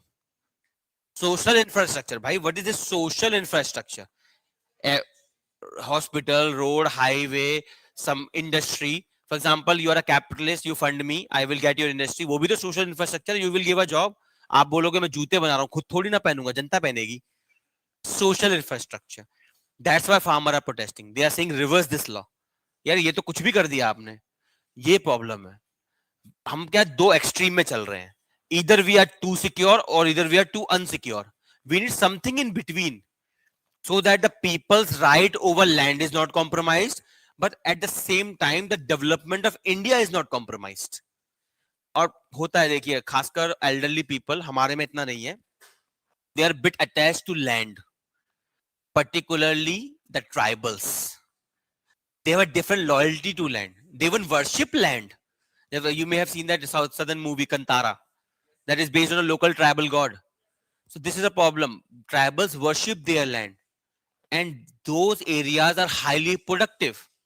They are the last refuge of known biodiversity, and I want to exploit that biodiversity. So what I do is I want that land. That is a Zaza committee highlighted. मैंने इसमें mandate किया होगा, sir देख लेना. So these were the reforms that were brought. Basically, compensation will be the same, additional compensation will be the same. The only problem was exemption. There were too high exemptions in this. ठीक है, पर ये point अच्छा था. Now, if a project does not start in 5 years, law के तहत क्या है? It goes back to owner. इसमें हमने addition कर दिया. A period specified for setting up. मतलब either 5 years or the time period for setting up a project. दोनों में से जो भी ज्यादा हो, मान लेते हैं you are trying to build an expressway. For that, the setting period of that project is 10 years. So क्या बन जाएगा? Revert back का logic, 10 years. If the project does not start in 10 years, then it will go back to the owner. तो ये point अच्छा था, ये amendment अच्छी है. First amendment बेकार था, that you have exempted basically every project. That was the main criticism. कैसे समझते हैं? यहाँ पे जाजा का शायद मैंने mention किया होगा, मुझे याद नहीं, तो आप देख लेना. Basically these are very vast. जो भी है, there was a commission, I think notes में है नहीं इसके बारे में, जाजा होनी तो चाहिए यार, नहीं है शायद। Zaza Commission, it was appointed on tribals. इस पॉइंट में नहीं है, नीचे कहीं पे मेंशन है, मुझे याद आ रहा है। तो Zaza Commission on Tribal, it it was appointed by the Manmohan Singh government to find out the status of tribal in India. And that commission found out very simple thing. What government does? Government convert a farmland into urban land. Because understand, farmland is considered when you live in a rural area. But if your area becomes urban, how would you claim panchayat? How would you claim your Forest Rights Act? ये act अभी नीचे mention है. This is the problem Zaza committee found out. Government क्या करती है? I want to have an industry. So what I do is I recategorize your village from a rural to urban. Village है लेकिन urban है. अब क्या है? As soon as you become urban, you're no longer under any law like पंचायती राज. पंचायती में एक बहुत important law है, PESA, panchayat extension to scheduled areas act. So you're no longer under panchayati law, you're no longer under Forest Rights Act. All are mentioned here, मैं बता दूंगा. Then what government does? Government take that land in the name of public project, and it does not start a project for years. And then government कहती है अब इसका rationale खत्म हो गया है. Then it sell that land to a private company. That was Zaza committee found out. It was before this law. What government does? Government classify rural area into urban, take away from panchayati raj, and then governments procure your land in the name of public project. But the project never starts. And after a few years, the land is resold by the government to a private corporation. And when the farmers, the local, the tribals, they protest, police arrest them by calling them Naxals. This is what Zaza committee highlighted, that there is nothing called Naxal offense. This is also happening in Jharkhand also. Because the new government has came into power. After coming to power, they did the same thing.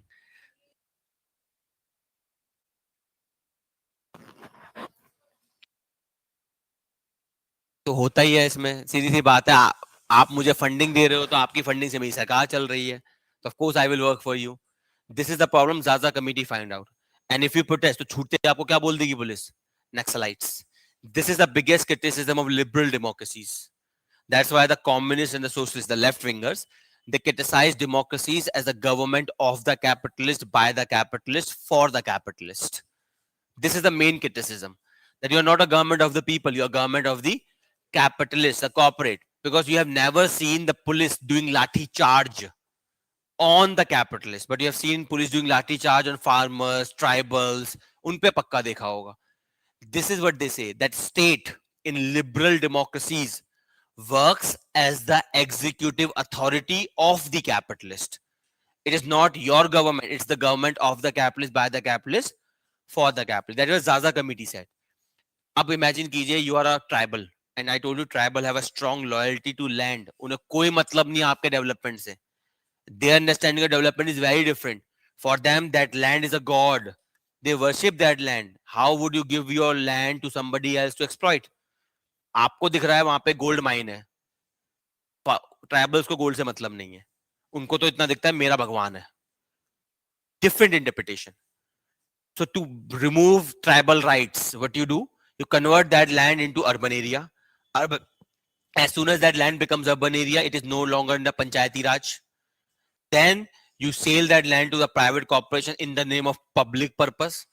And if those tribal protest, police rounds them up, call them Naxalite, UAPA, NSA, सब लगाओ jail में डाल दो. This is the problem Zaza committee highlighted, that everyone who is protesting against your developmental project is not a Naxali. Do not brand them. Because if you have branded somebody as Naxali, आप एक बार नक्सली brand हो गए, फिर आप कुछ नहीं कर पाओगे जिंदगी में. You cannot take a job. कोई आपको जॉब क्यों देगा भाई? Plus you will government job वैसे अप्लाई नहीं कर सकते. तो ultimately बचेगा क्या? Even if you are not an Naxalite, you will become one. That is as a committee highlighted. These are not Naxalite. Do not make them. Do not brand them. If you brand them Naxalite, nobody gives them job. They cannot come to mainstream again. So even if they are not Naxalite, they will become one. And then you will have a bigger problem to deal with. Maoist insurgency. That's what Maoist says. They are fighting for Jal Jangal Zameen. when you will do GS paper 3 internal security, वहां पे you will do Naxalism. Naxalism basically they say, देखिए, they are fighting by wrong methods for right reasons. Their reasons is jal, jungle, jameen. They're fighting for the water, forest, and land of the people. We cannot agree with their mechanism. They're fighting with guns and violence. We abhor violence. Anyway, yes, of course, Nazir is a valid criticism. आप अपने ऊपर दिल पे मत लेना ना. जब आप आंसर लिखो तो बोल देना communist says so. उनको blame करो. Whenever you have to write something which is not very friendly to the government, always blame somebody. जैसे communist said that government, liberal democracy, are government of the people, by the people, for the people. अपने ऊपर क्यों लेना है blame? ठीक है, always somebody as a scapegoat. वैसे भी सरकार खुश हो जाएगी, ये बंदा सही बोल रहा है, कम्युनिस्ट है ही बुरे. Anyway, ठीक है. So that was our previous demand. कितनी डिमांड हो गई हमारी? 4 हो गई शायद. The fifth demand, that is punishment for the perpetrator of the October 21 Lakhimpur Kheri killings. यहाँ पे सिंपल आपको पता होगा, when 2020 में farm protest was going on, तो you have a minister of state of home affairs. क्या नाम है इस बंदे का? इसमें लिखा है क्या? हाँ, Ajay Mishra. Ajay Mishra is the minister of homes, minister of states of homes. His son, Ashish Mishra. So he was driving a SUV and he was inspired by Solomon Bhai. So he took his car and ran over the farmers. So that clip also went very viral. Ultimately, police had to arrest him after when Supreme Court reprimanded UP government. This is the concept polity में आप बोलते हो soft state. Soft state is a state which is weak on the people who are powerful, but powerful on the people who are weak. For example, why a large number of people prepare for civil services, military services, or judiciary? Power. Why you think that by power you can help people? ये किसने सिखाया आपको? समाज ने. Because you live in a society where power is worshipped. You understand, if I am powerful, then I am above the law. So you think that when I will have power, I will help people. ऐसा कुछ नहीं है. You crave power only. Because you live in a society where you are powerful, you are above the law, you can be secure. Okay, we all want to feel secure. But when you have power, the element of security increases. So in that scenario, you want to become secure first and then help the people. To help the people, आपको IAS बनने की जरूरत थोड़ी ना है. For example, not even a single IAS officer has got Nobel Prize ever. But there are a lot of people who are not IAS. They have got Nobel Prize. They have dedicated their life for the people. For example, Kailash Satyarthi. Kailash Satyarthi has got Nobel Peace Prize because he has dedicated his entire life for the children. He rescues them, provide them a good life. He is not an IAS officer. He's not a government agent. He's not a military officer. He's just a common person. Runs an NGO helping people, and he's got Nobel Prize. But why you think that by becoming IAS, having aura, then I can help people? Because you live in a society where power is worshipped. And the reason is soft state. And who tell you this? The power is most important here. ऐसे लोग. The very UP police जो आए दिन घर तोड़ती फिरती है. हर किसी के घर तोड़ रही है वो. JCB. Encounter specialist UP police. इसके केस में for 1 week they were unable to give him summons. You registered a case, and that is simple case nahi hai. You have killed a lot number of people. The UP police registered a case, but were unable to give him a summon. Summon dena hai bhai, arrest bhi nahi karna. When Supreme Court mein petition was filed, Supreme Court reprimanded UP government heavily. Then the police arrested him. Ab imagine yourself as a common man. तो आपने क्या देखा यहाँ पे? That with power comes aura, and with aura comes immunity. अगर ये कोई आम व्यक्ति होता तो इसकी जिंदगी निकल जाती है अभी तक. अब तक तो ये फांसी पे चढ़ चुका होता 3 बार. इसकी लाश को भी हम चढ़ा चुके होते 2 बार. This is the problem, and that's why India में there is so much power craving, and that's why you people prepare for these kind of exams, because you think with power comes security, and with security comes aura. Clear है सबको? So these are the example, but nonetheless the present status is कि इसमें अभी भी चल रहा है. SIT बनाई गई थी, सुप्रीम कोर्ट मॉनिटर्ड SIT, क्योंकि यूपी गवर्नमेंट की SIT पे सुप्रीम कोर्ट को भरोसा नहीं हुआ. The SIT, special investigation team made by UP government, had only lower officers, high ranking नहीं थे.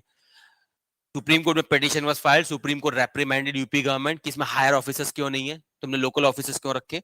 Ultimately supreme court made the composition and appointed one जज also to supervise SIT. SIT has given its report, trial अभी चल रहा है, we have no idea क्या होने वाला है. ठीक है, it is out of media's focus, तो कोई परवाह भी नहीं करता. देखिए ट्रस्ट तो करना पड़ेगा, अब हर चीज में अगर आप ट्रस्ट नहीं करोगे तो फिर कैसे बात बनेगा. और एटलीस्ट सुप्रीम कोर्ट मॉनिटर्ड है, तो मेरे को नहीं लगता कोई गलत बात होगी इसमें. ठीक है, अंडरस्टैंड, बिलीव तो करना ही पड़ेगा ना. अब ऐसे आप हर चीज पे ब्लेम नहीं कर सकते कि हर चीज करप्ट है. आप केजरीवाल नहीं बन सकते हो, तू भी करप्ट, तू भी करप्ट, तू भी corrupt. We have to believe on people. तो बिलीव करते हैं, काम अच्छा होगा. आगे चलते हैं. तो this is the news, clear है. तो they are demanding punish this people who killed the Lakhimpur farmers. Next, ये बहुत इंपॉर्टेंट पॉइंट है.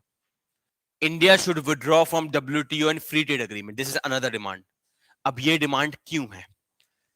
मैंने एमएसपी आपको समझाया, लॉ ऑन एमएसपी. दो प्रॉब्लम है. Economically not feasible for central government, private के लिए it is not feasible because they will stop funding for the government and government will be in problem, so they will not bring a law. एक और third reason है इसका. Third reason है ये organisation,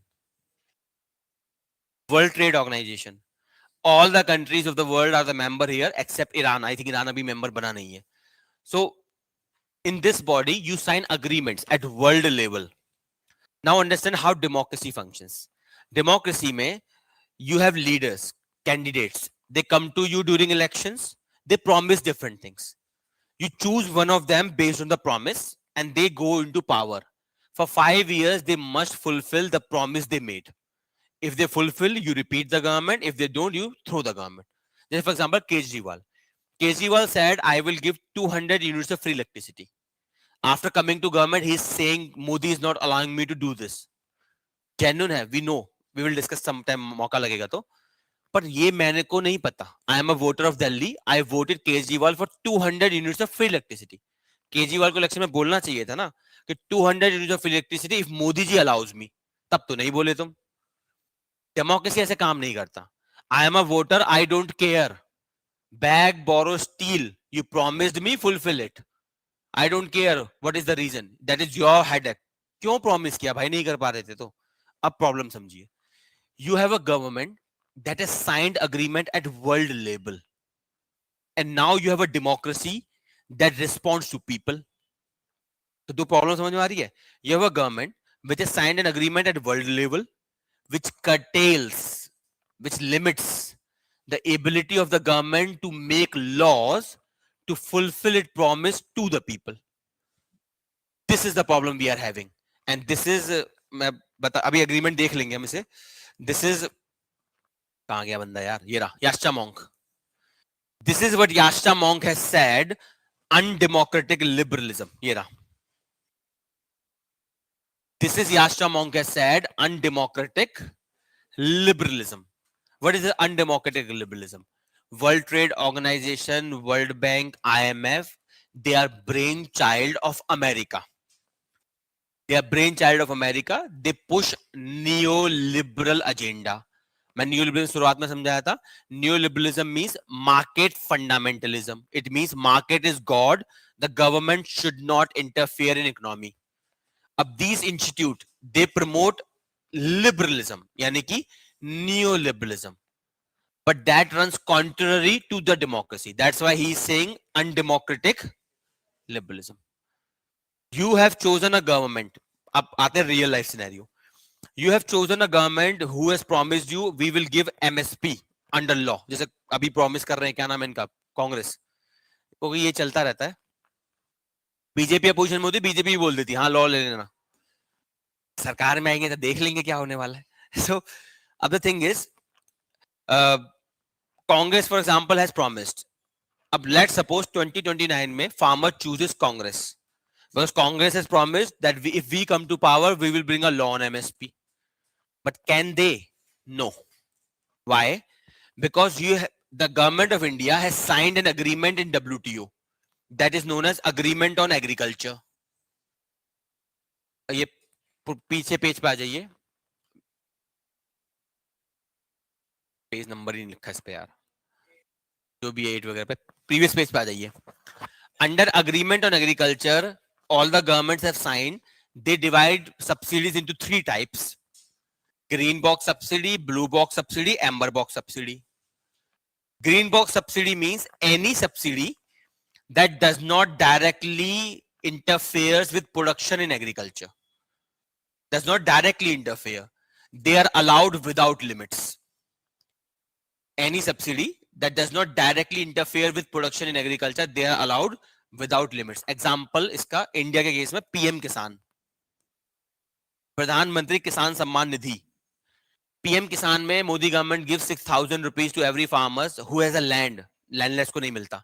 Who has a land per year. So it is allowed without limit. If I fund research and development, seeds, fertilizer, it is allowed without limitations. That is called green box. Blue box में these are the subsidy which also do not interfere with production directly. They are also allowed without limitations. अब सारी problem अटकती है हमारी amber पे. Amber box contains those subsidy that directly affect production. Example, seed subsidy, fertilizer subsidy, water subsidy, electricity subsidy. Or India mein these are the prominent one. Government of India gives subsidy on urea, subsidy on seeds to decrease the cost of inputs in farming. A problem ye hai, under this agreement, a developing country cannot give more than 10% and developed country cannot give more than 5%. So government of India has signed an agreement in WTO under which it cannot give direct intervention in agriculture more than 10% of production. So if government gives MSP as a legal guarantee, it will violate amber box. Then anyone can drag government of India in WTO. इसलिए farmer क्या कह रहे हैं, अरे बाहर आ जाओ ना उससे.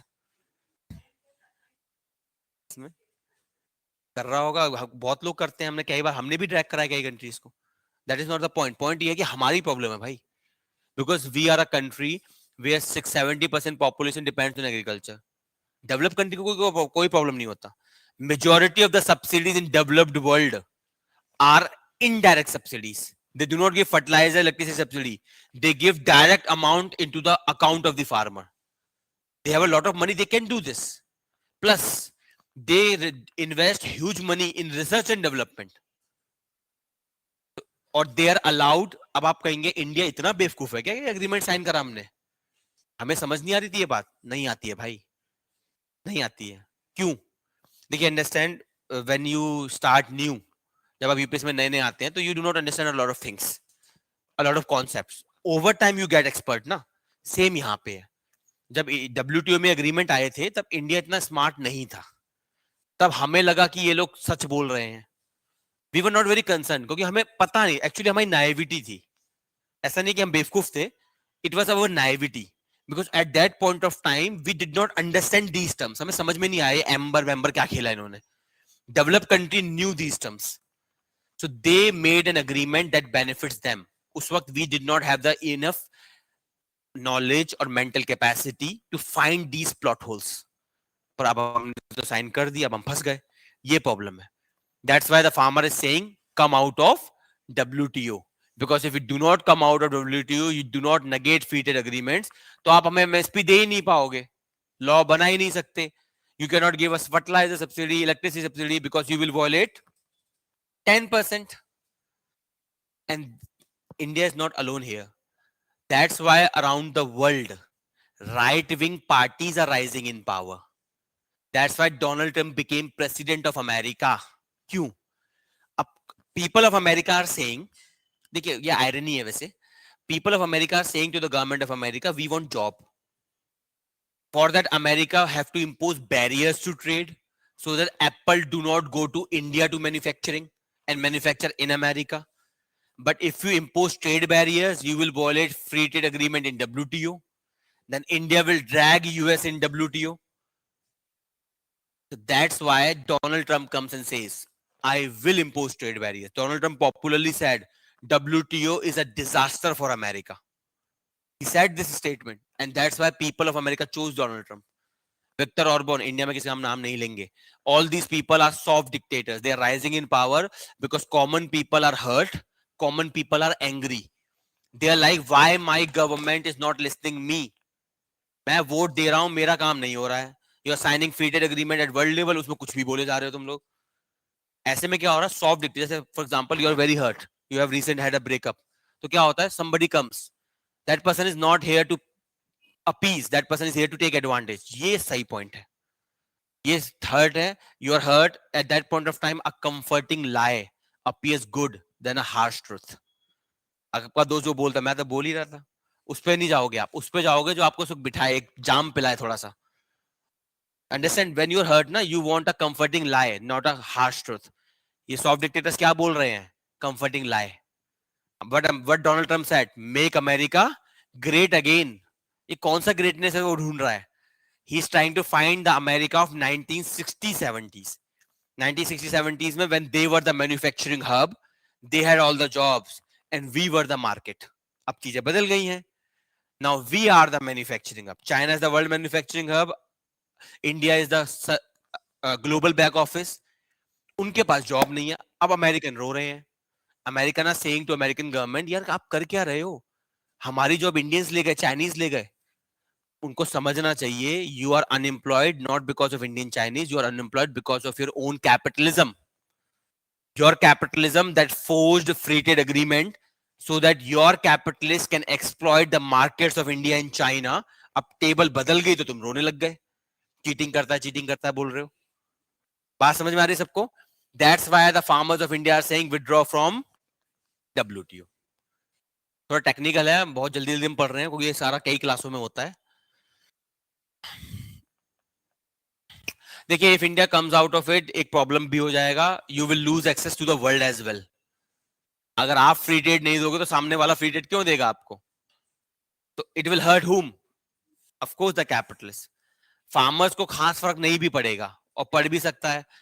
इसलिए नहीं पड़ेगा because India has strong internal consumption. हमारी 140 करोड़ की आबादी है. We have a strong market for consumption. पर हाँ, हमारे जो कुछ इंडस्ट्रीज हैं, for example our technical exports of vehicles वगैरह, वहां हमें प्रॉब्लम हो जाएगा. If we withdraw from WTO, then India will be isolated in the world in trade. The free trade agreement that we are signing, nobody will sign. फिर Apple India में नहीं आएगा. Because American government will say, क्यों जा रहे हो वहां पे जब उनको free trade agreement है ही नहीं. तो इसके फायदे भी है, नुकसान भी है. पर आप समझिए, मैं फायदे नुकसान डिस्कस नहीं कर रहा, मैं consequences डिस्कस कर रहा हूँ. These free trade agreement, these WTO जैसी bodies, they have created a scenario where undemocratic leaders, soft dictators are rising in power because common people are hurt, they are angry, and they are unable to understand whom to blame. These soft dictators are coming to power, they are reminding us of glorious past. इन सब में एक चीज common है, ये सब past की बात बहुत करते हैं.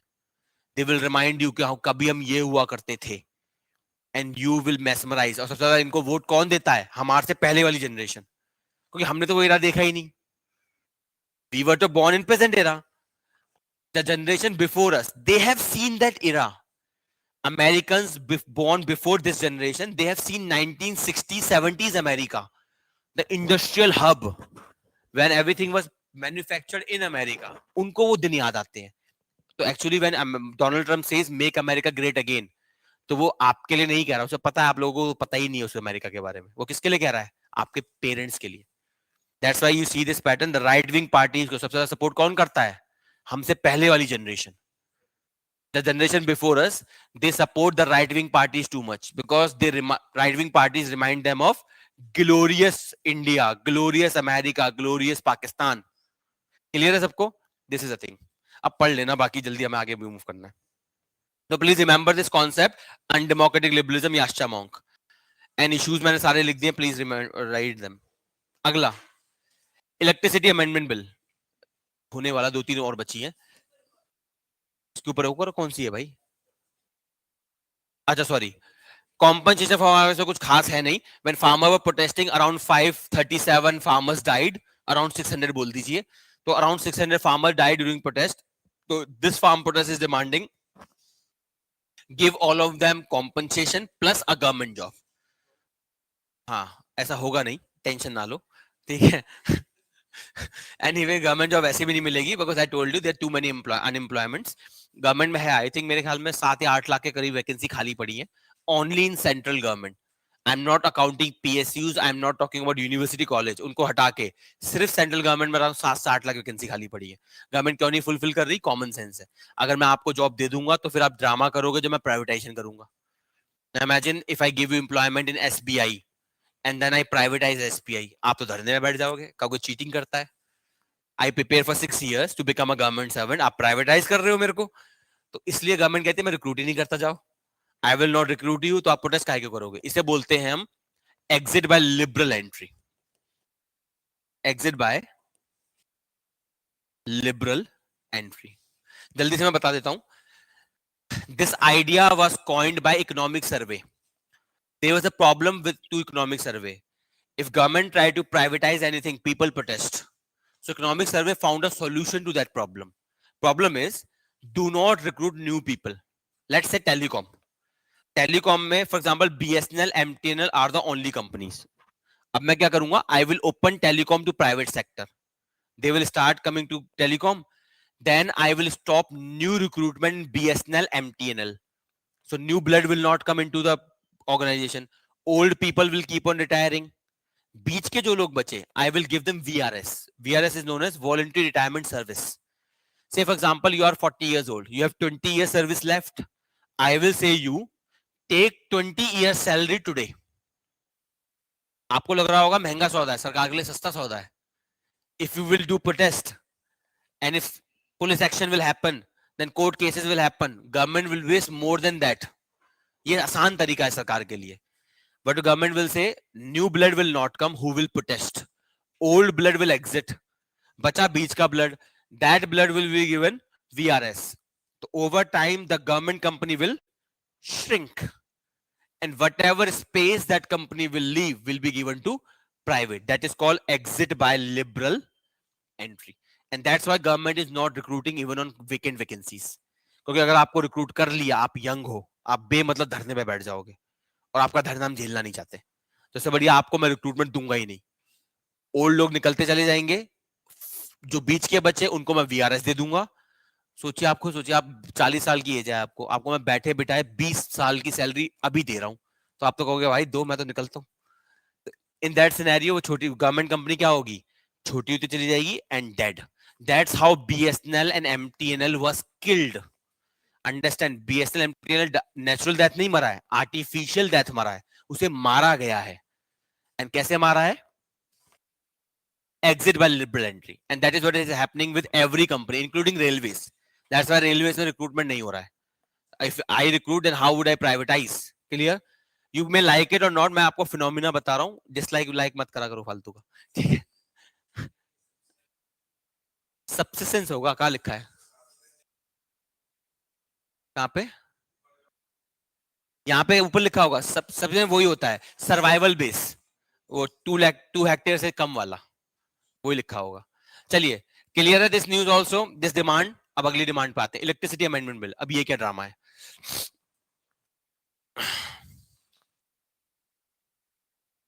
So a new amendment has to be brought known as electricity amendment bill.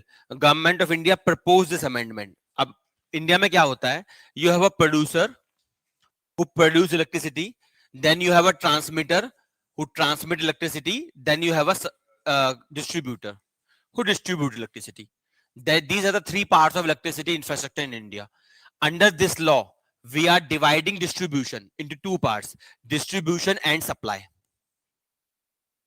That's why government of India and all states are installing prepaid meters. Noida Noida में सब जगह लग गए हैं.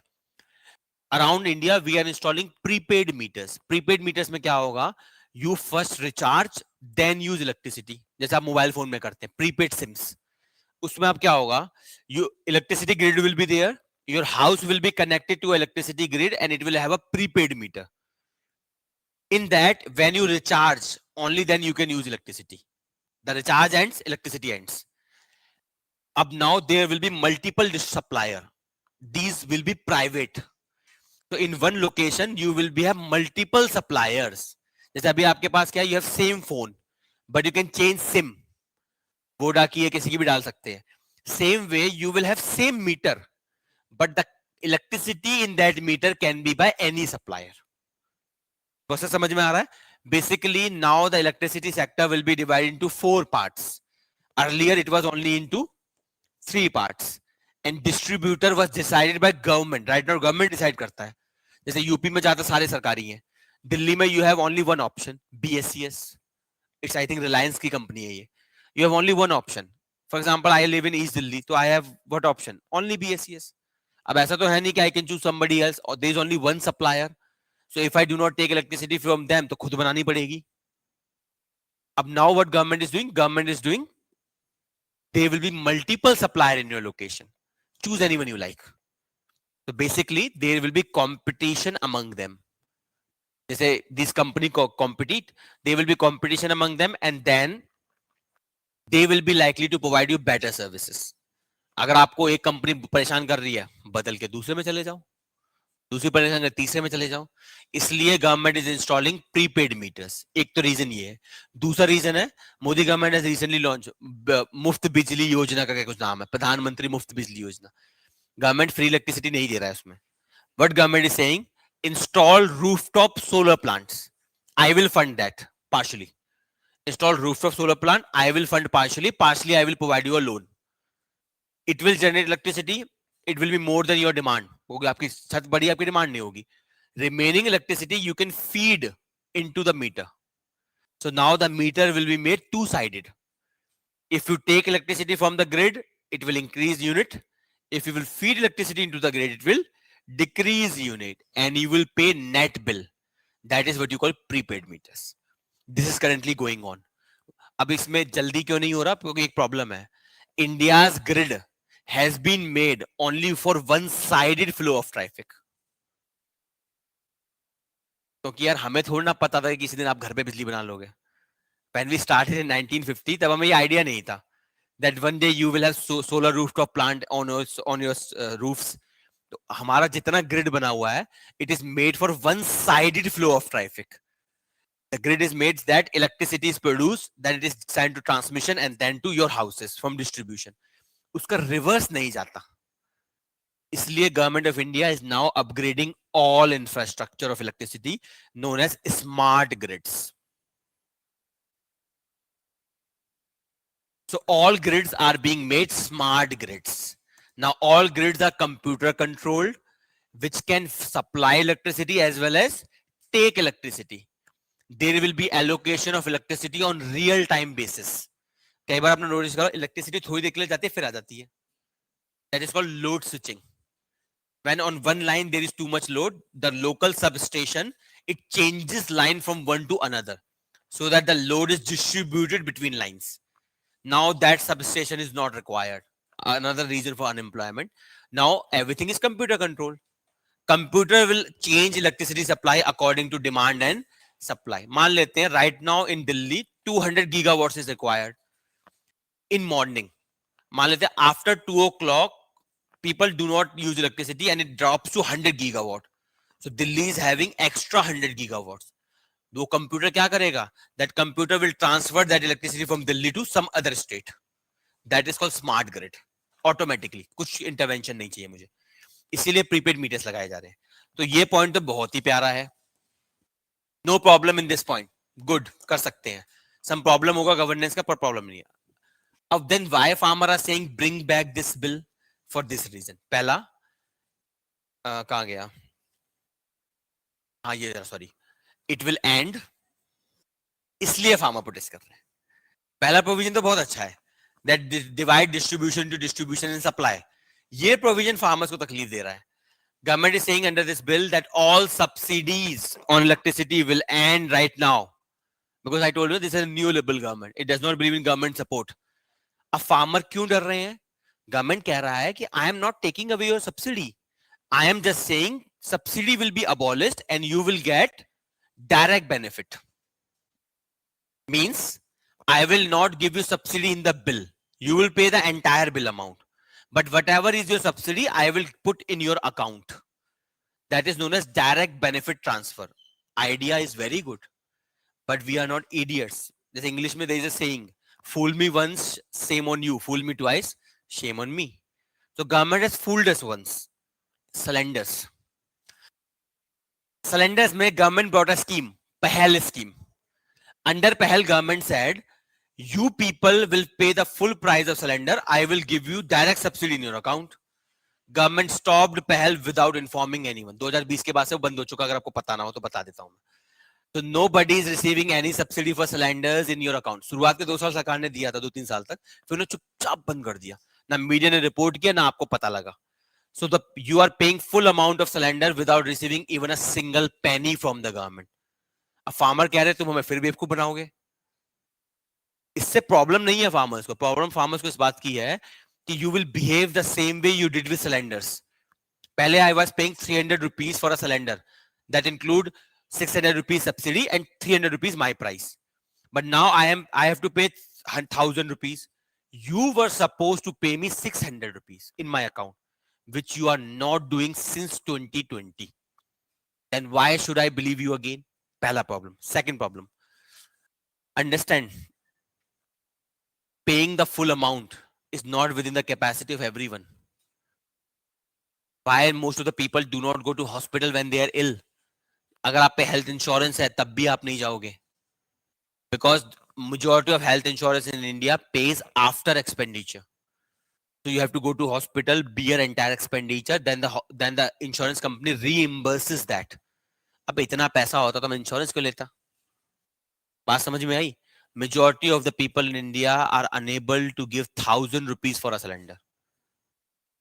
You are asking them, पहले आप 1,000 रुपये दे दो, मैं 600 रुपये अकाउंट में दे दूंगा. अबे भाई 1,000 होता तो मैं सबसे सारा सिलेंडर ही क्यों लेता? प्रॉब्लम समझ में आ रही है? That is what happen. इसमें शायद मैंने कहीं लिखा होगा, ये issue is visible. This is what happen. Study mention है इसमें. फॉर एग्जांपल, अंडर पहल scheme government started DBT which abruptly stopped. It stopped abruptly without informing the people. Above to that, around 25% of the beneficiary of PM Ujjwala Yojana are unable to purchase the cylinder. 1/4 of the people are unable to purchase cylinder because 1,200 rupees for a cylinder is too high. आप एक छोटे से किसान से बोल रहे हो या छोटे से रिक्शा पुलर से आप बोल रहे हो कि 1,000 रुपए का तुम सिलेंडर ले लो, मैं तुम्हें 600 रुपए अकाउंट में दे दूंगा. अबे भाई 1,000 रुपए होने भी तो चाहिए उसके लिए. पीएम उज्ज्वला योजना, अंडर दिस प्रधानमंत्री उज्ज्वला योजना, government provided free cylinder and gas connection. Free gas connection, सारा खर्चा सरकार का था. यू विल गेट अ चूल्हा and you will get a cylinder free of cost.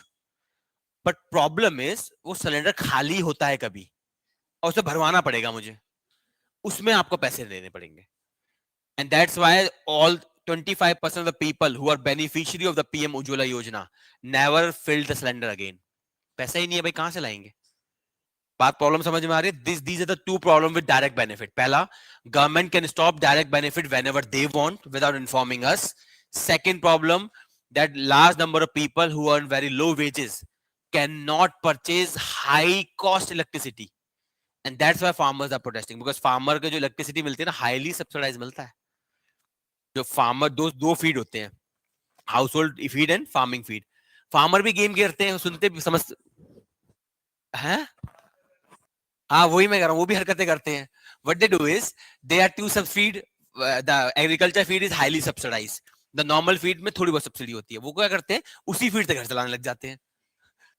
They also do the drama. मैं अंडरस्टैंड करता हूं तो, बट अंडरस्टैंड, स्कीम अच्छी है, गवर्नमेंट स्कीम अच्छी है, that you pay the full amount, I will pay the subsidy in your account.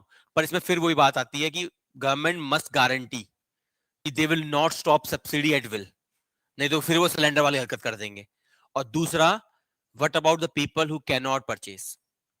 एक तो ऑलरेडी मेरे पे इतना खर्चा है, I have to buy all the seeds inputs, plus I have to buy electricity at full cost. Full cost electricity बहुत महंगा पड़ेगा आपको, 13 से 14 रुपए एक यूनिट पड़ेगा. अभी जो आप मुश्किल से 2 या 3 रुपए देते हो, दैट विल बी टू. नहीं देते 2-3 रुपए, 8 रुपए देते हो. अच्छा, दिल्ली में 200 यूनिट फ्री है तो मुझे पता नहीं है, ठीक है. तो 14 रुपए देते होगे आप लोग. आई थिंक पीजी वाले तो ऐसे ही लेते हैं आप लोगों से, 10 या 12 रुपए यूनिट लेते होंगे.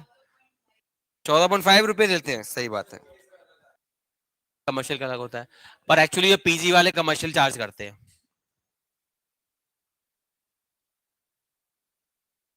हाँ I know that is what you are saying ना, सब्सिडी नहीं मिलता उसमें, दैट इज द प्रॉब्लम नाज़र.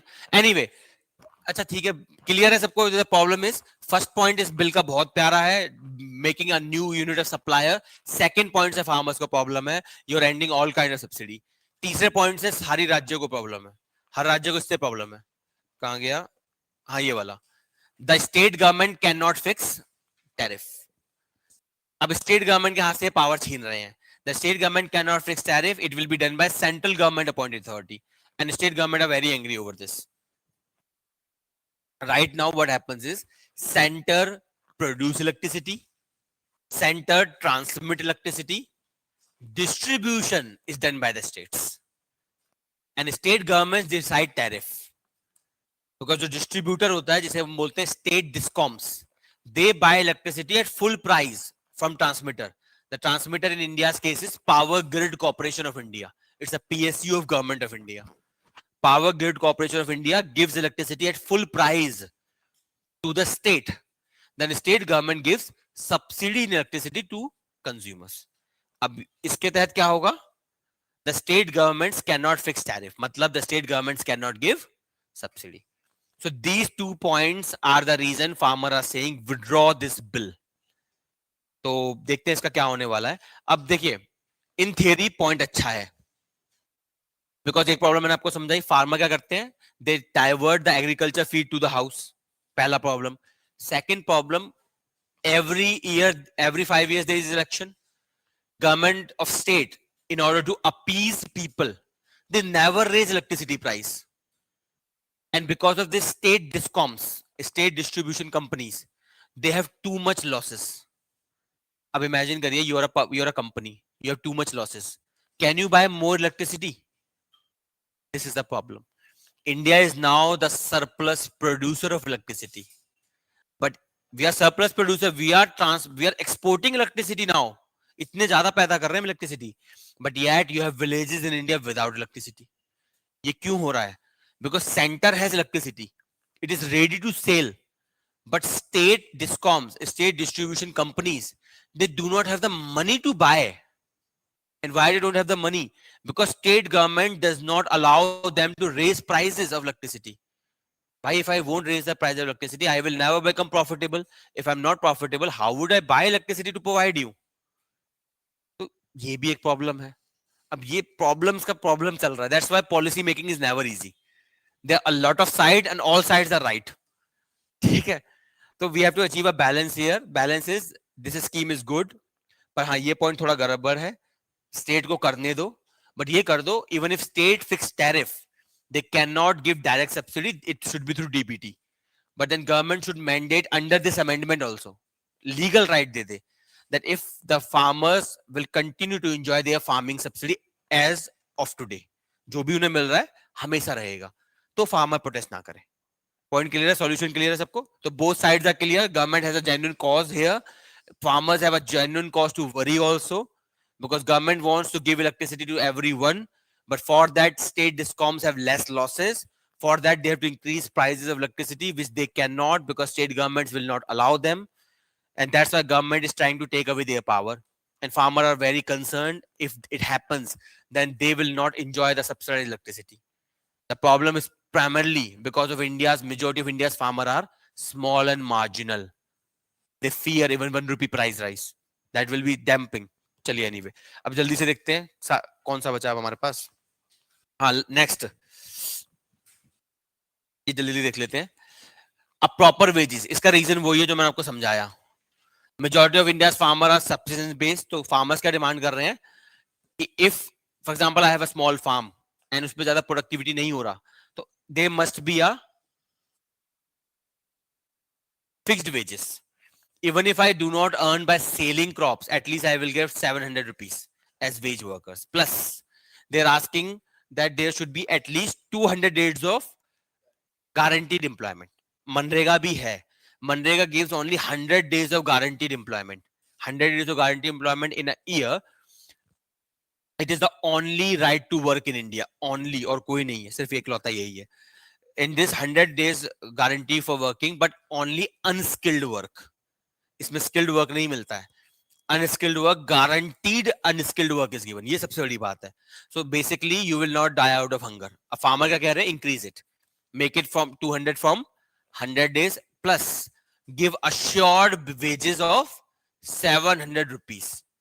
तो अगेन वही ड्रामा आ जाता है, सरकार के लिए फिजिबल नहीं है, ठीक है, इतने सारे लोगों को अश्योर्ड वेजेस देना तो सवाल ही नहीं बनता। सॉल्यूशन फिर वही है, what is the solution? Move people from farming away, move people away from farming, shift them to manufacturing. The only sustainable solution in long term in India is this.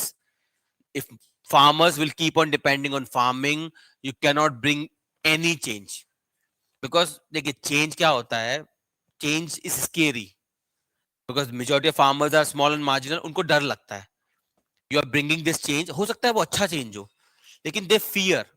What if this change is not right for me? मैं तो गया। The biggest reason people protested against farm laws, it not because they were hurt, but because they were fearful of hurt. Government ने बोला था, we have brought the farm laws, चलने दो ने, let us implement them. After 5 years, we will review them. If we find they are not working, I am guaranteeing you, Modi ji ने बोला था, I am guaranteeing you, I will take them back. और farmer ने बोला हम तुम्हारी बात सुनेंगे ही नहीं, भरोसा नहीं तुम्हारी बातों का, तुम बहुत बोलते हो, ठीक है, तो कितना लपेटे हम तुम्हारे जुमले, ठीक है। Anyway, clear, the farmer clearly said हमें विश्वास नहीं है तुम पे। यू से the same thing in parliament, ये बात आप पार्लियामेंट में बोलो तो हम मान जाएंगे, पर सरकार ने पार्लियामेंट में बात नहीं बोली।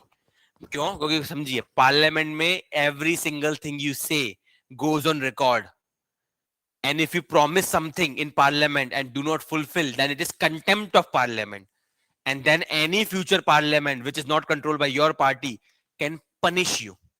जैसे इंदिरा गांधी को पनिश किया गया था। When Indira Gandhi lost election after the emergency, the Parliament of India gave her a jail sentence for abusing her power as prime minister. She is the only prime minister who got the jail term. ठीक है, तो इसीलिए anyway clear है। अगला point, strict penalties and fines on companies producing fake seed, pesticide, fertilizer। ये भी बहुत बड़ी प्रॉब्लम है इंडिया में। इंडिया में there are a lot of fake seeds and fertilizers company and they make fake seeds। इसमें नुकसान क्या होता है? फिर वही scene, you are a small and marginal farmer, you take a fake seed, you do the farming, your crop fails, गए आप तो। The farmer are saying make a law, because देखिए काफी बड़ा नंबर है, according to FICCI assessment, India में around 25% by value and 30% by volume seeds fertilizer are fake। काफी बड़ा अमाउंट है ये। This amount of fertilizer, seeds and pesticides are fake in India, they are not genuine, they are counterfeited, and if you're using them, of course your crop will fail, and if your crop will fail, you are again वही drama हो जाएगा, you have taken a loan, you have to pay back, फिर वो आएंगे तुम्हारे घर में सामान उठा के ले जाएंगे, ठीक है, क्लियर है दिस मच। तो छोटी सी ये पढ़ लेना, सेम चीज इसमें लिखी हुई है। अब ये लास्ट पॉइंट है मेरे ख्याल में, है ना? हाँ लास्ट है, नहीं लास्ट है ये, कहाँ है? अच्छा ये तो सिंपल सा है, national commission for spices such as chilli and turmeric to increase their production, कुछ खास नहीं है इसमें, देखिए। So the last demand of the farmer protest is ensure right of indigenous people over what? देखा सारे नक्सली है ये लोग, दिख गया आपको सारे नक्सली कैसे हैं? They're जल जंगल जमीन, और ये नारा किसका है? Tribals, Naxalites का particularly. They say we are not fighting against the government of India, we are fighting for the people's जल जंगल जमीन। तो same thing are demanding। अब ये फार्मर ऐसा नक्सली डिमांड काहे कर रहे हैं, समझ लेते हैं। But remember Zaza committee, there is nothing on Naxal offense, ठीक है, please remember that। इसलिए it is a book written by the scholar Naomi Klein. She argued that capitalism has changed its shape. Today's capitalism is disaster capitalism. कैसे होता है? I will fund your political party that will come into power, then I will make that political party to dilute policies. For example, environmental laws, people laws, I will make them to dilute the laws. With that, I will do development, and that will not be ecologically sustainable. So it will lead to disasters. And ultimately, after disaster, who will come for development again? My. So I am Brahmasmi. ठीक है, मैं ब्रह्मा हूं, मैं ही दबा भी करूंगा और मैं ही डेवलपमेंट भी करूंगा, तो दर्द भी मैं दूंगा, दवा भी मैं दूंगा, basically. So that is called disaster capitalism. So what will happen? Capitalists will negotiate with your government to dilute environmental regulations and other norms, which will lead to disasters, and ultimately it will lead to private development. So I will be benefit twice, before disaster, after disaster. That is called disaster capitalism. अब इसका example अगर आपको देखना है, you can देख सी चार धाम योजना. चार धाम योजना was a government project to create 4-lane highway in Himalayas. सुनने में देखने में बहुत अच्छा लगेगा. 4-lane highways in Himalayas, तो आप तो कट कट मार मार के गाड़ी चलाओगे. You will enjoy that driving process. But problem है, nature does not care about your driving. Nature को तो ये समझ में आ रहा है, you tempered with it. So what happened? The Chardham Yojana started, and because of the blasting and other activities in Himalayas are ecologically sensitive zone. Government weakened environmental regulation to allow Chardham Yojana. Otherwise हो नहीं पाती. तो ultimate consequence क्या हुआ? Joshimath started sliding. Joshimath is a proper colony in Himalayas. It started sliding. Slide कर ही जाएगी. Himalayas are ecologically sensitive. वहां पे blasting कर रहे हो आप, घर का पटाखा थोड़ी ना चला रहे हो वहां पे. ठीक है, अब इसे जल्दी से देख लेते हैं ऐसा कैसे हुआ. Farmers are demanding to reversal of these. They are demanding reverse this amendment. ये एक अमेंडमेंट आई है अभी, बहुत प्यारी अमेंडमेंट है, मजेदार. देखते क्या है. Under this amendment, section 1A of the new law forest conservation act, इसकी जो अमेंडमेंट है, it has a narrow definition of forest. पहले क्या था? Supreme court judgement in Godavarman case. Supreme Court in Godavaram case said forest means all the land classified forest by the government plus the forest that has a definition according to dictionary, जैसे Oxford dictionary. तो forest दो प्रकार के होंगे. एक तो government recognized plus every area it is not classified by government as forest but yet it has the features of a forest. Both clubbed together is forest. अब इस amendment में क्या बोला गया है? That only government classified area will be forest. इसका मतलब लगभग 28% of existing forest will be out of forest conservation act. मतलब मस्त काम करोगे तुम उसमें. You can start factories there because it's no longer forest, so it is not covered under forest conservation act. So you can start your industries. This is the dilution. This is disaster capitalism basically. उसके अलावा second, it has given to many exemptions. पहले कोई exemption नहीं होता था, अब exemption क्या है? If I take away a forest for the purpose of rail, road और within 100 kilometres of border और any security related infrastructure, I can take it away. Plus government can add any other purpose. So I can take away forest for rail, road, security infrastructure within 100 kilometers of the borders of India or any other purpose as added by union government. Basically, Char Dham. So Char Dham ko I will add as a critical security infrastructure in India, and ultimately what will happen? The Forest Conservation Act will not apply. That's why farmers are protesting. They are saying withdraw this amendment. This amendment के तहत basically you have killed Forest Conservation Act. अब basically कहीं जरूरत नहीं पड़ेगी. इसके अलावा ऐसा क्यों? If your area is not classified as forest, it means it is not covered under forest rights act. सबसे बड़ी बात, forest rights act 2006 empowers the tribals of India to claim forest as their personal property up to 4 hectares. सरकार आपका forest ले नहीं सकती है. You can claim it as your patronage, as your property, आपका पेट्रियार्कल प्रॉपर्टी. समझ में आया आपको? अगर आपका एरिया फॉरेस्ट ही नहीं है तो फॉरेस्ट राइट कैसा? That's why the farmers are protesting and that's why Jharkhand में drama happened. As soon as the government came, they made the rules for this law. क्योंकि लॉ को इंप्लीमेंट करने के लिए रूल्स बनाने पड़ते हैं. This law is passed in 2023. Jharkhand में government came recently, change of government. They immediately made the rules for this, and that's why media ने cover नहीं किया था इसे. That's why the farmers were clashing with the police there. काफी clip viral हुई थी social media पे. Media तो कवर करता नहीं है अभी सब चीजें. So they were tribals were clashing with the police. क्यों? क्योंकि police went there to enforce the regulations. Clear है सबको? This is the problem. If your land is not a forest, then you have no right over it under Forest Rights Act plus PESA Act. ये चीज अगर ज़ाज़ा committee यहां लिखा है. ज़ाज़ा committee highlighted that 60% of India's forest कहां पे है? ट्राइबल एरियाज में है. बिकॉज हम तो परवाह करते नहीं फॉरेस्ट की, हम तो अर्बन लोग हैं, हमें गाड़ी ज्यादा पसंद है जंगल से. ट्राइबल्स को आज भी जंगल ज्यादा पसंद है गाड़ी से. दे love forest, they worship forest, they preserve forest. The last known hotspot of ecological diversity in this entire world are still in tribal areas.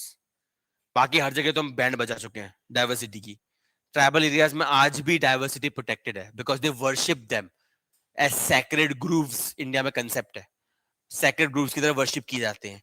Clear है? तो if this law is implemented, basically the tribals have no right over it, and that's why they are protesting. एक और bill जल्दी से देख लेते हैं, then I will end. Government of India thought of bringing an amendment to this law known as Forest Act. Under Forest Act, the forests are recognized as reserved forest. जो reserve forest आपने कई बार देखा होगा, if you go from some place तो map में लिखा आता है reserve forest area. Reserve forest में you can not do any industrial activity. They are reserved for ecological reasons and they are recognised under forest act 9. कहां गया इसमें? इसमें मेंशन है फॉरेस्ट एक्ट 1927 है वो. फॉरेस्ट एक्ट 1927 में you recognise forest as reserved and protected. अब problem क्या है इस अमेंडमेंट में? The government try to introduce a concept known as production forest.